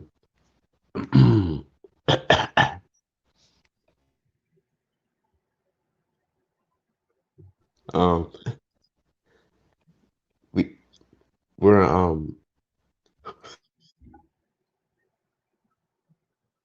So these Woodward in brothers. Michigan. Oh, go ahead. You got it. It's like a Michigan and Woodward campus marches.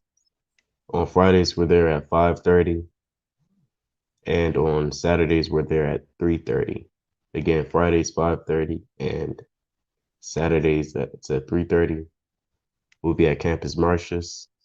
I believe Michigan and Woodward.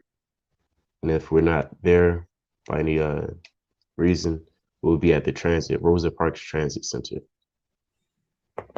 See that? And y'all got the school opening too soon. God. All right.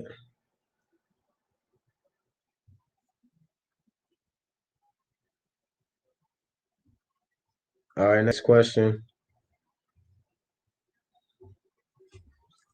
I want to go back to the top.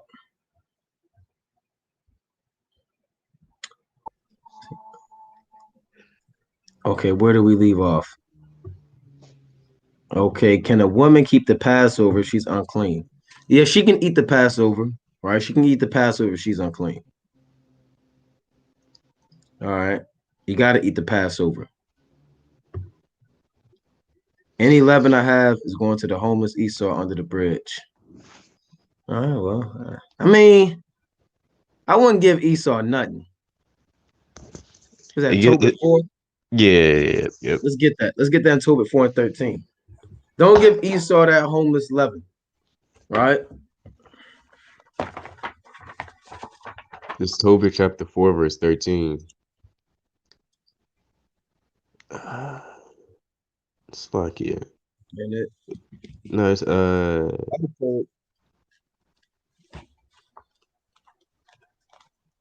you said what?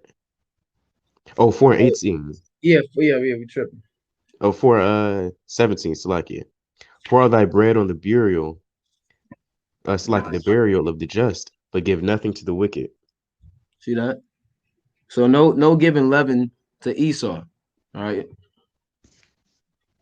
How to get rid of leftover lamb? You got to burn it, right? So can we not eat unleavened bread at all? The whole 7 days, or just not have it in your house?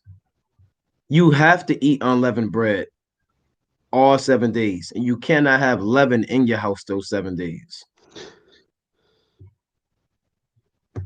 Sundance Love. I was told the Passover is from April 10th to the 16th from another camp. Is that wrong? If that's when they're keeping it, that's when they're keeping it. We're not going to say those brothers are wrong, but we're keeping it March 26th at sundown.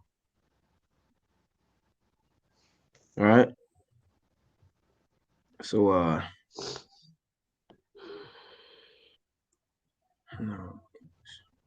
you burn the bones and the rest of that. Do you only eat the lamb on the first day? No, you can eat lamb the other days too, right?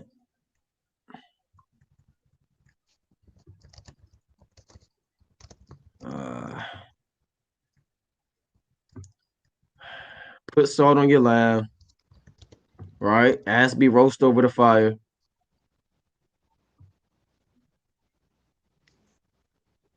If you can't afford to get a whole lamb, get lamb chops. If you can't afford to get a whole lamb, all right. We understand that stuff can get pricey, but we know how we are as a people, man. We are all oppressed. All right, this for you, Yardan.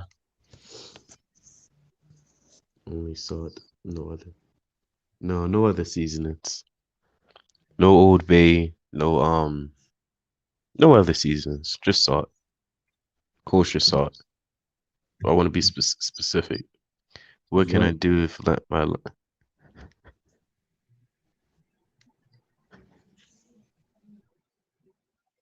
And what can I do if lamb makes me sick?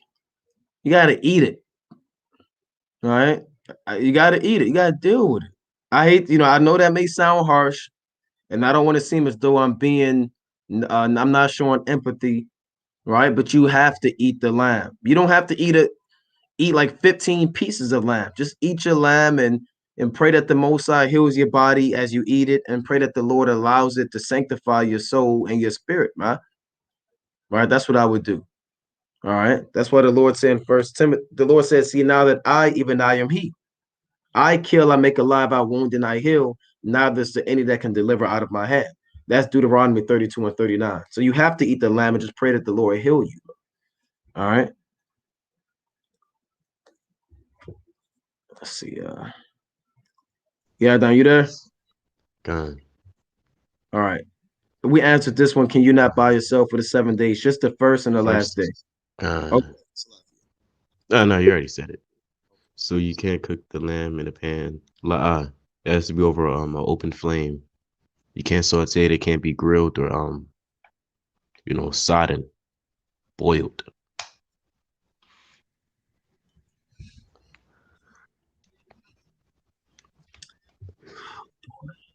All right, let's move on. Okay. Lamont will Do or can we use olive oil for the lamb? Do I scrape the bones or burn them? Um, you don't have to use oil. I know certain brothers don't use oil. You don't have to use oil. Um, do I scrape the bones or burn them? Just burn them. You can just burn them. Um, and the goal is to keep it the way our forefathers did, right? Straight up and down.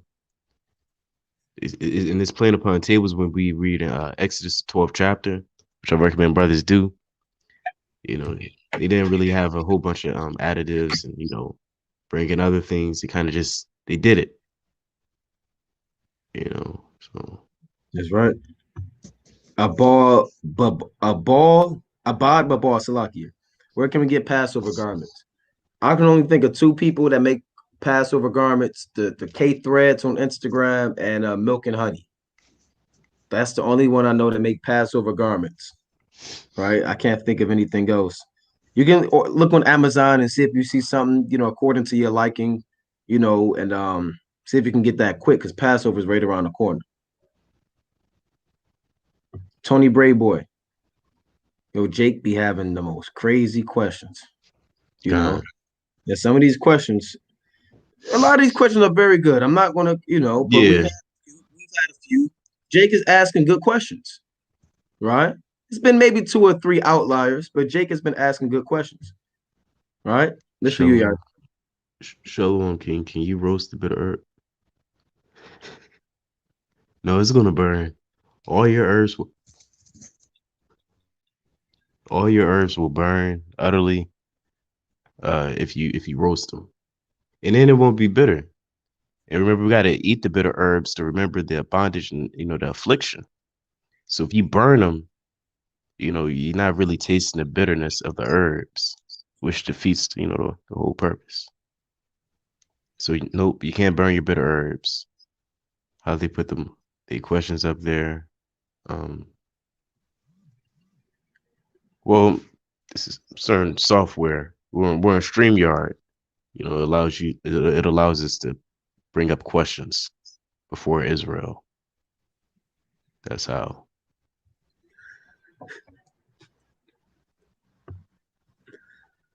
Are you feel me?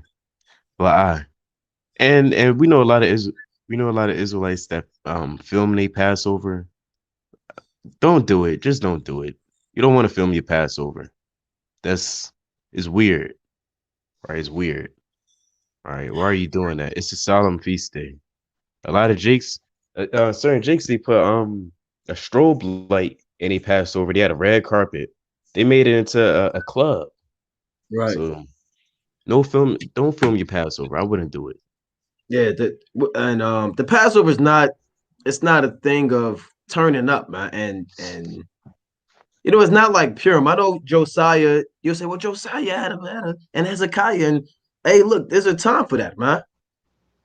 Right? Your Passover should be based off of what happened. The Lord said, "This do in remembrance of me." He didn't say, "This do in remembrance of Josiah." This do in remembrance of Hezekiah's Passover. This do in remembrance of me. Yahweh Shai had a very solemn Passover, man. All right. And when you're eating and drinking, you're thinking about the life of Yahweh Shai. Yahweh Shai didn't have festivities going on in his Passover. You got it, Can yeah. you wear zits of or fringes, or you can wear either one. You got wear fringes. Make sure you're wearing fringes. You can wear zits. In fact, I know a lot of brothers, a whole lot of brothers in different camps. They wear fringes and they still have on their zits too. So Right. just make sure you're wearing them fringes. I love on the third floor. Oh, I live on the third floor with no balcony. I really want to grill.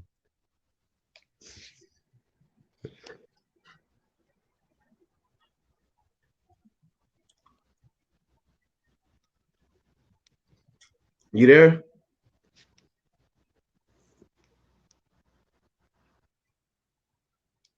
So I live on the third floor with no balcony. I really want to grill. Yeah, well, brother, if you live on a like an apartment complex, or I'm not sure where you live at, but if you can go like in a backyard or do something when you're able to get it done. You don't want to just do nothing that can put yourself in harm's risk. You understand it, and your family, and destroy your livelihood. All right. So if you live on the third floor, I'm not sure if you're talking about a house or you live in the apartment or you rent out a floor in a particular house. So you got to be a little more specific so we can hear you. God, and I want to mention this too. You're gonna have to ask your landlord because I know certain brothers and sisters, they live in apartments and they got a balcony. Some of them they allow you to have a little uh you know what is it, a grill. Others don't want it. I will talk to your landlord, kind of find out about it. Nikki Masha as Mukbang Diva. I'm with Passover Mukbang. What's the next question? What's the next question? 'Cause I don't know how to answer that. I don't know if that's even a question or Yeah. just a No. statement. That's a mukbang. For those who don't know, that's like a you have a smorgasbord before you. Smorgasbord is like a variety of food or a whole, a whole lot of food before you. And you just dive into it and you eat it until to your heart's content. You just keep eating and eating. They got And those on YouTube. We got to yeah, abstain people from all watch you too. appearances of evil. Huh? Yeah, people are watching you too. Yeah. Yeah. So yeah, you don't want to pass over mukbang. Okay. All right, Rick Ruger. It's damn near impossible to find 100% garments with fringes and a ribbon of blue. Do I still wear my garment and fringes, or is it better not to? Yes, wear fringes. Find a garment that's 100% cotton, or if possible, and it could be 100. It got to be 100% anything, right? Don't just make sure it's not like 50 and then like 30% and then 10%, right? A lot of Jake forget. You can have 100% silk. You can have 100%. Whatever other fabric is out there, right? You don't always have to have 100% cotton. If you Come. understand what I'm saying, right? Yeah, that makes sense. All right. What time should I start cooking? At the Lord said you kill your Passover on the 15th day. So really when the sun go down. God. All right, that's when you start cooking your Passover. Right? This Exodus 12:6.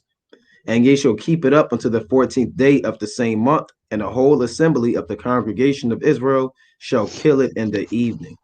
So you should be eating it when the sun go down. Okay. Do we Do have to we? reside or stay the night where we eat the Passover? Um, in the ancient world, they didn't leave the house. So I would say, if you can stay the night or reside, do so. If not, then that's fine because we know that Yahweh and the apostles and the priests, they were outside the house. They were executing judgment, and things happened where they actually left. You know, we know Yahweh didn't commit a sin. He was outside during the Passover. But if you can stay, then stay. That's perfectly fine. Yes and yeah, Don Rondo Lewis. I took the first and last day from work. That's fine. If you can get off of Passover, get off on Passover. Salakia. I always tell brothers if you can get off for any high holy days, make sure it's Day of Atonement or Passover.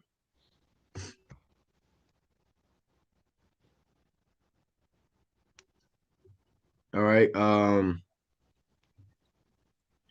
Let's see. You got a yard down. Do we put blood on the doorway? We answered it earlier. We don't. I'm not sure if you was here. If you do that, they might lock you up. Then you won't keep the Passover. Um. So no, we don't recommend doing it unless you live in a country and you can get away with it. Then whatever floats your goat. And hey, all things are lawful but not expedient. Shalom, King. Can you roast? Is that the same one? Did you post that one? Yeah, I think you posted that one already. Okay, Salakia. Damn, red wine. Red wine.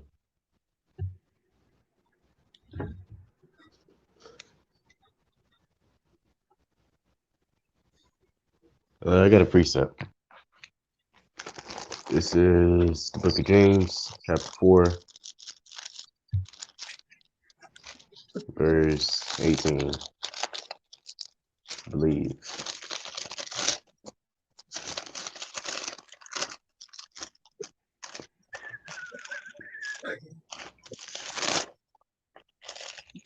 Come on, Israel. Come on, Israel.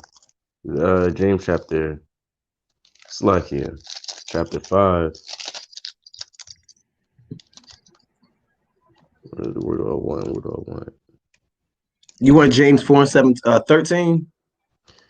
Yeah, James chapter 4, verse 13.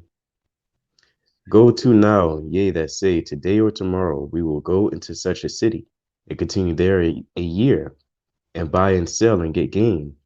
Whereas ye know not what shall be on the morrow. For what is your life? It is even a vapor that appeareth for a little time, and then vanisheth away. For they ought to say, if the Lord will, we shall live and do this or that.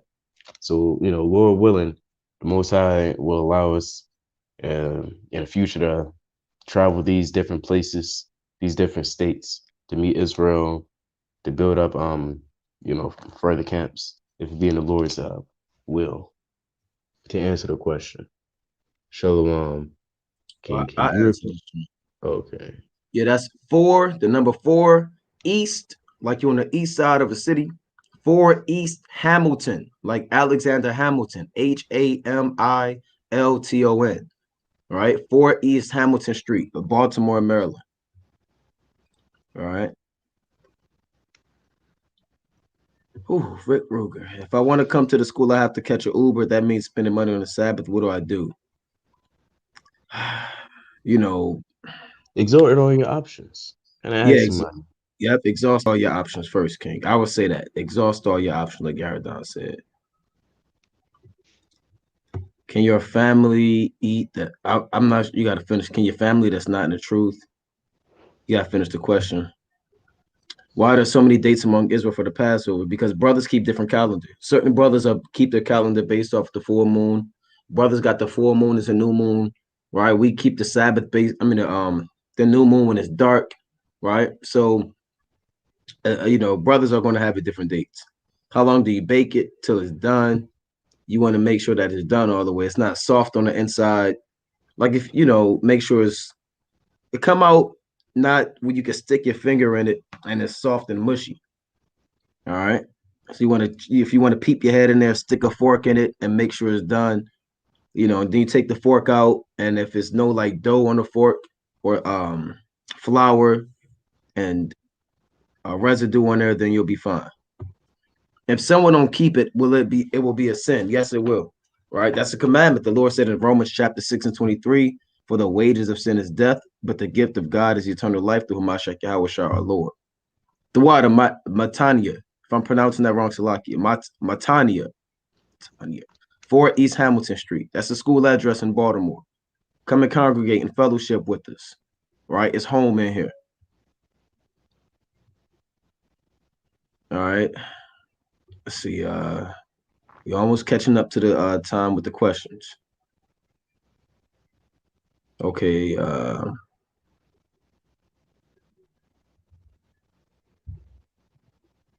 It's like I'm trying to go back. Boy, it's a lot of questions. It's a whole lot of questions. All right. If I skip the question, they did the automatic refresh. So, Salaki, just ask your question again. Yes, you're allowed to eat other foods those other 7 days.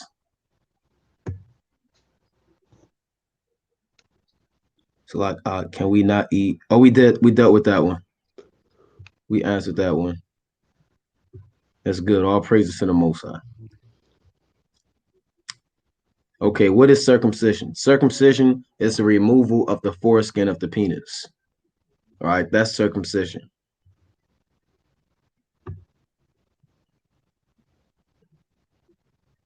So since I can't eat the lamb at Passover, since I'm not circumcised, can I still drink the wine? Or I can't participate at all. Also, I literally live 10 minutes from your camp on Hamilton Street. We'll be there. All praises, right? So yeah, King, I wouldn't advise you to eat the Passover. Like I know brothers, they pray, to the Most High for mercy and they eat it, and then that's between them and the Lord. But the law is the law, right? So I wouldn't eat the Passover at all. Right. I wouldn't even drink of the wine or the bitter herbs. You have the circumcision of the heart, but that's not a new concept because Deuteronomy speaks about the circumcision of the heart too, in Deuteronomy 10 and 16. Okay, is it this? You got it, Yardan. Against the law to attend 2 Passovers. If you miss the first one, you can attend another one. But if you do a Passover, and it's already planned that you're going to go to this destination A, and then 3 hours later you go to another one, destination B, where they doing Passover, maybe a little later or the next day, that's going off, right? You can't eat the Lord's body twice, Right. in a span of like a week or two. It's just not right. It's not appropriate, and it's not in the law, right? It's not in the scriptures where you have to do that. That's right. You don't have to grill or access one. You got to go find one. The same way, Jake, if you're looking for a job, you got to go find one. And you kind of make it happen. You got to find a grill and make it happen. That's right. But not the first and last day. Yeah, no cleaning, no cleaning and working on the first and last day of the Feast of Unleavened Bread. What do you mean by burn them? Throw them in the grill, or put them in aluminum foil. You put it over the grill and it just burn. And then after that, throw it in the trash if it don't burn all the way.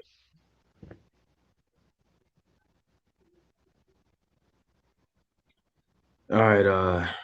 According to Exodus 12 and 5, can the meat be goat? No, your lamb, you should be lamb, right? You should have your lamb for the Passover. Where do you get unleavened bread? You can make your unleavened bread with flour, water, olive oil, and salt. Who makes staffs amongst y'all? I need another one. The officer Kabosh in Detroit, right? His household makes staffs. Right? His what is his Instagram? Right? I think it's If you got Man's Tay. it's called Yo Man's Tay. YOMANSTAY. Yo Man's Tay. Right? His Hebrew name is Kabosh Aina. Why do certain camps recognize the first and second Passover? Well, the law says if you can't attend the first Passover because you're unclean, then you can attend the second Passover. All right, let's get that in Numbers 9. You can't just say, well, I don't feel like keeping it this month. I'm going to keep it next month. It don't work like that. There has to be a legitimate, specific reason why you can't keep the Passover. I'm going to read that in Numbers chapter 9 and 4. Numbers 9 and 4. And Moses spake unto the children of Israel that they should keep the Passover.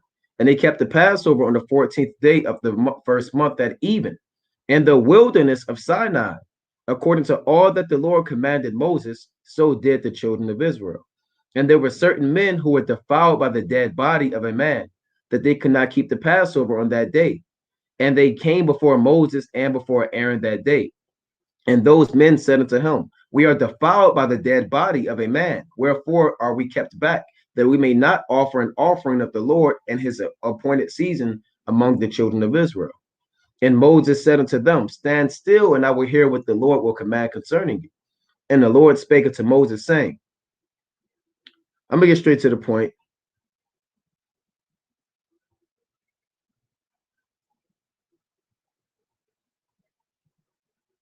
Let's see. All right, verse 10. I'm going to read it.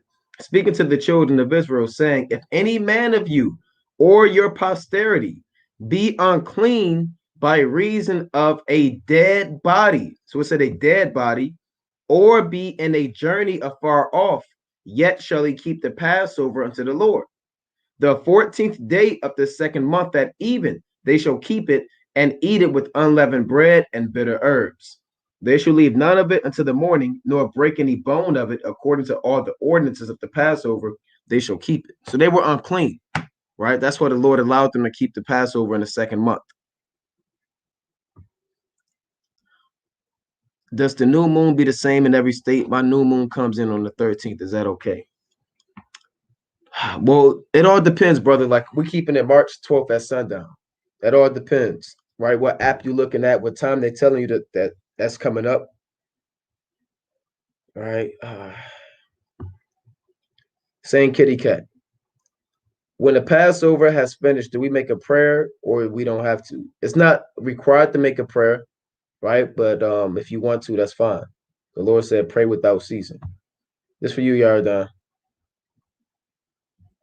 Salakia. Is it a sin to be uncircumcised? Let me bring out a precept.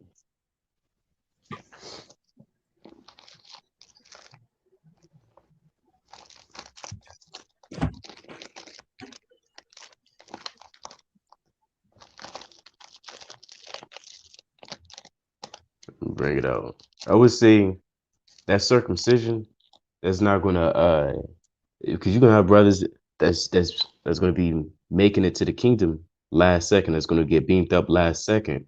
And not everybody's gonna be circumcised, right? Is it lawful? Yeah.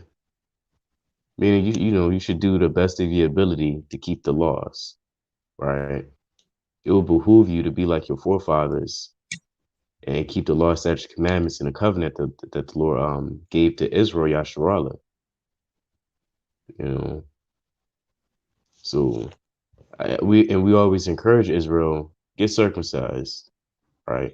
Do what you can, build up your faith, go get circumcised, right? That's right. Can you Can cook you the lamb cook? over charcoal? Yeah, you can. If you're grilling Um, it over a grill. What are bitter herbs? Bitter herbs are like dandelion, lemongrass, ginger root, and horseradish. Okay, let's see.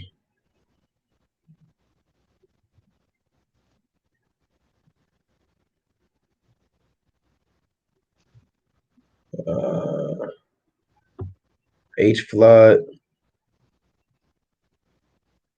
Naquam, I have not heard from you at all about donations. Are you answering your emails? I'm concerned.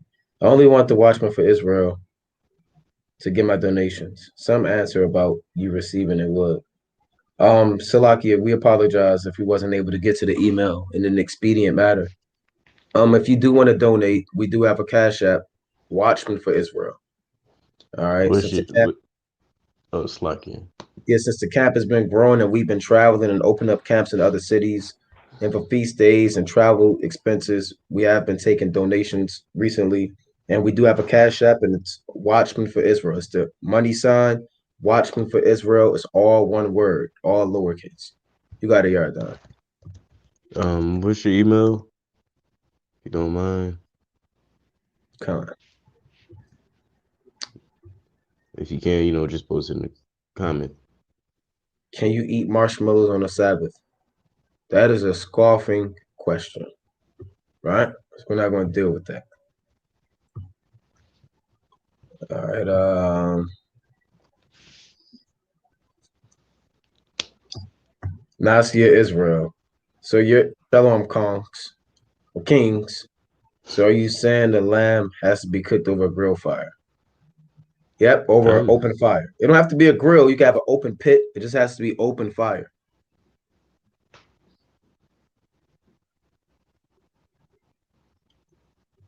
Okay.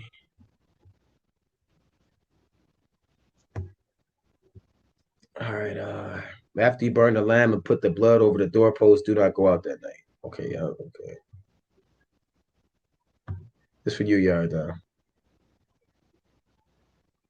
how long do you break 11 bread? Um, I know certain brothers, they do it a little differently. Some brothers, they like theirs a little crispy, to be honest. Others like theirs a little doughy. So it's Yep. going to be a trial and error type of thing. You can watch YouTube tutorials. Somebody put in a recipe on how they make their unleavened bread. So you gotta get down in the kitchen. That's right. Do you break in that? No, you can't drink it. You can't drink unleavened bread. But you do if you have your wine. If you drink wine, then you want to renew your Nazarene vow, Passover, because you have to drink wine on the Passover. If you remembering Yahweh Shai. March 26th sundown, official Passover day. Oh, Salakia, you got this yard done. When we pray, should we pray out loud, or we can pray in our head?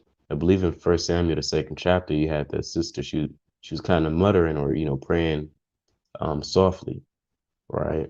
Even when Yahushua was on a secluded himself in Matthew the 26th chapter, in the 39th verse on down, and, he kind of cried out, kind of praying aloud, right? So it's no sin to pray, kind of whispering, but when you can't, you should pray out loud. You should do it, right? You should want to do that. This is Sirach 7-10. Be not faint-hearted when thou makest thy prayer, and neglect not to give alms. Right? So you want to. It depends on the situation, but 99% of the time, especially with Passover, your prayer should be out loud. Like, see if you're at work, you know what I'm saying, or you driving, or whatever the case may be, and you're in a tight situation, but you should be praying out loud, like Yaradan wanted to. What's the name of those kosher wines again? Manny Shevitz and Magen David or David.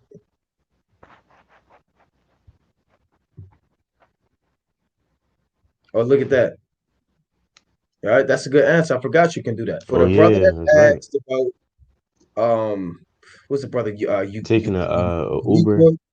Yeah, you can actually schedule that. I used to do that. You can schedule that in advance. Lift ahead. See the water for that you call I buy. Right? They're helping the brother out. All right, I forgot you can do that. So you don't have to spend that on the Sabbath, just get it in advance and they'll pick you up. You just pay for it the day before.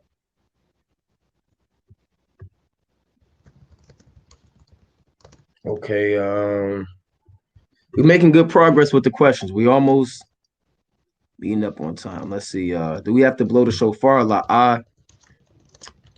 You don't have to. If you want to, you can. You don't have to. All right. I believe it tell you was at Numbers 10. Didn't we read that? In the days of your gladness. Numbers 10, and we read that earlier, 10. Also in the day of your gladness and in your solemn days and in the beginning of your months, you shall blow at the trumpets over your burnt offering and over the sacrifices of your peace offerings, that they may be to you for a memorial before your God. I am the Lord your God. It is a solemn day, so if you want to blow the shofar, there's nothing wrong with that. Israelite edifier, can you show a verse to clarify as to having roast or grill the lamb? Or it has to be roast over fire. Let's get that. Exodus chapter 12 and 9. Eat not of it raw. Exodus 12 and 9. Eat not of it raw, nor sodden at all with water, but roast with fire, his head with his legs, and with the pertinence thereof. So it has to be roast with fire. All right.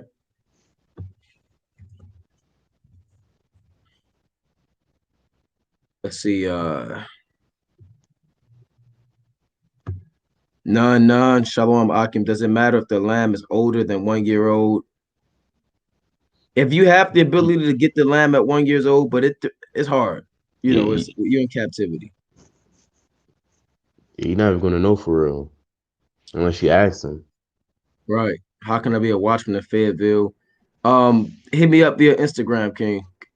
Right. Hit me up on IG, Naquam_77. See, somebody, this is wicked. These are wicked questions.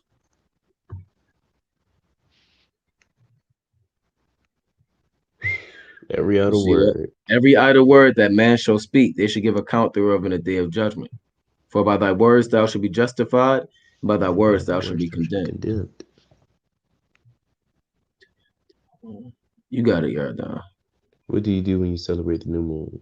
It's a feast day, right? You read Psalms is at the 92nd chapter, right? Blow up a trumpet. Um, you know, you gather together. It's a holy convocation. Meet up with the Akim, the Aqua. You know, some brothers they play music. Some brothers they might have, you know, cards laid out, playing cards, spades, whatever. Brothers going over scriptures. You know, it's a feast day, right? It's a righteous party, for lack of better terms. I don't want to use the word party because Jake, you know, I digress. I don't want to use that word because Jake might, you know, lose their mind. But it's a righteous convocation, right?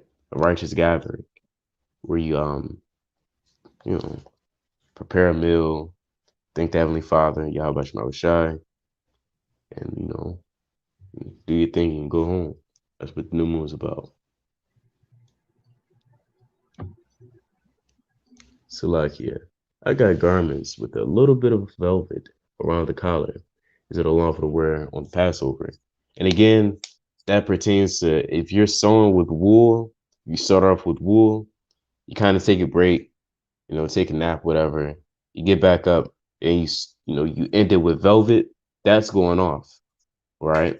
Now, if you have a wool, for an example, if this is all wool and somebody sew on a velvet collar, that's not going off, right?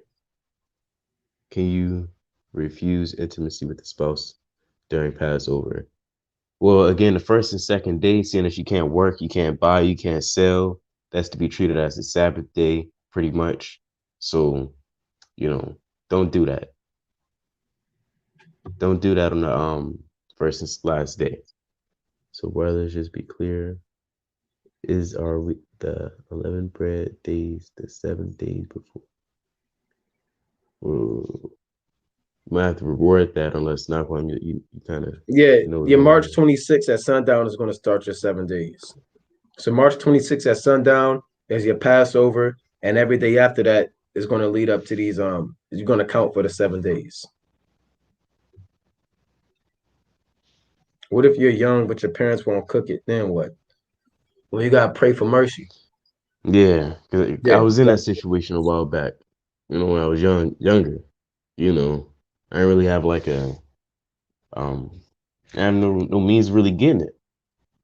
You know, I kind of have to deal with it and just pray for mercy. That's right. No, I'm not bald headed.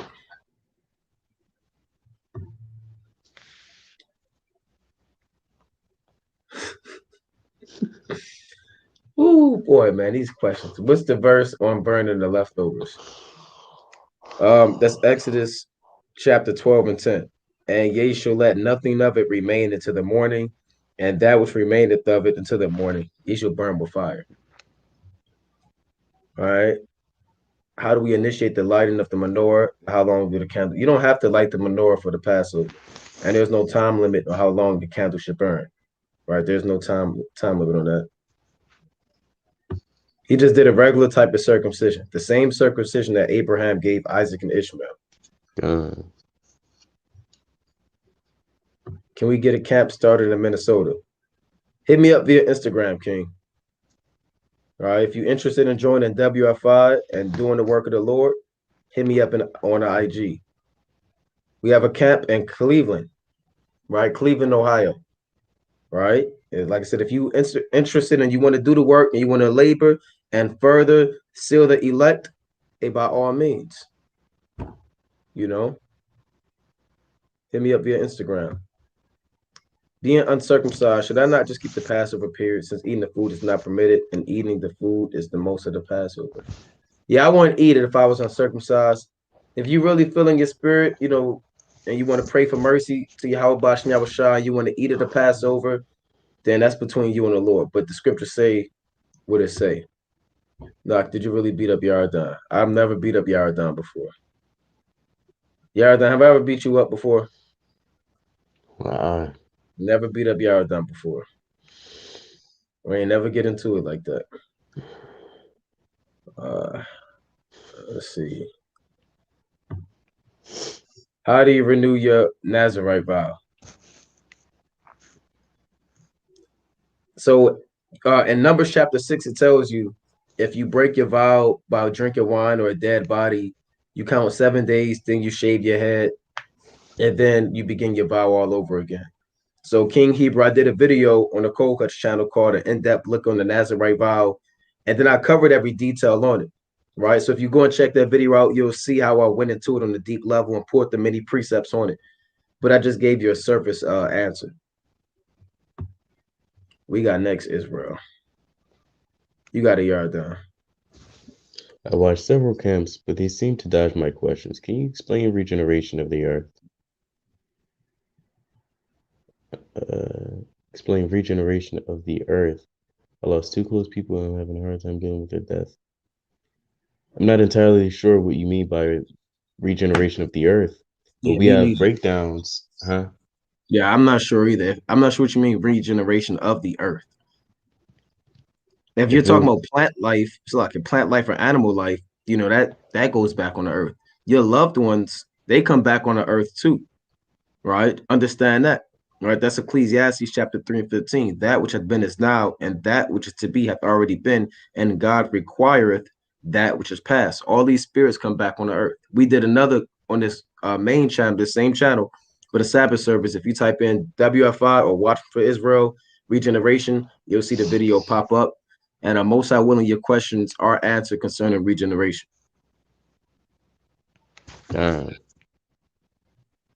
You out? oh, Salakia. Am I really seeking to meet some Benjamites in Jamaica to study with? Just disregards. You can hit me up on Instagram. Yasharala 12 Tribes Flames. What's my Instagram? I gotta find it. I think it's Yaradon 525. Bear with me. Let me pull it up real quick. Can you wear African dress? There's no sin in wearing an African dress. In regards, Slakia. go ahead, Yardan. Here we go. It's Yaradon 525. That's YARADAN. YARADAN 525. For Yasharala 12 Tribes Flames. All right, JB Raw. In regards to praying out loud, how would I pray around cameras in the Shalom. 2/3? Shalom, shalom. If the prayers are supposed to be in secret, well, you don't pray aloud around those people, right? You don't pray aloud around the 2/3. You're supposed to pray in secret, right? That's pretty much answering the question by asking the question. All right. Let's see. Is there a camp in Memphis? We're working on getting a camp in Nashville, right? So just hit me up, King, on Instagram, and we could talk about it.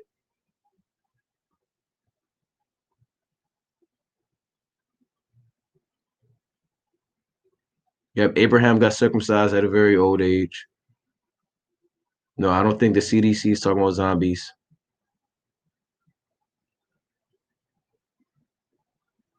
What will happen to single sisters if they don't find a husband when Yahweh returns? They're going to have, the Lord said, you don't have to be married to be delivered, but being married does give you an advantage, right? Due to you have a covering or a head. The Lord said in Isaiah 4:1, 7 women are going to take hold of one man, saying, we will eat our own bread and wear our own apparel.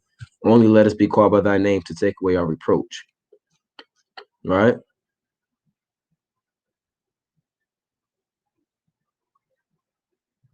Passover is once a year. Right? So with that, we're going to close up, giving, of course, all honor and glory to Yahweh by Shema Mashiach Malak Yahushai. If we still did not get to your question, put it on the comment board, hit me up via Instagram, and most I will and I can get to it. Giving our honor and glory to Yahweh by Shema Yahushai. We will not do the call tonight, saying that we took an extra hour, 15 minutes, 75 minutes to answer additional questions. We will do Q&As though. If you feel as though you still want your questions asked, we do Q&As throughout the week. Myself, Araya does them.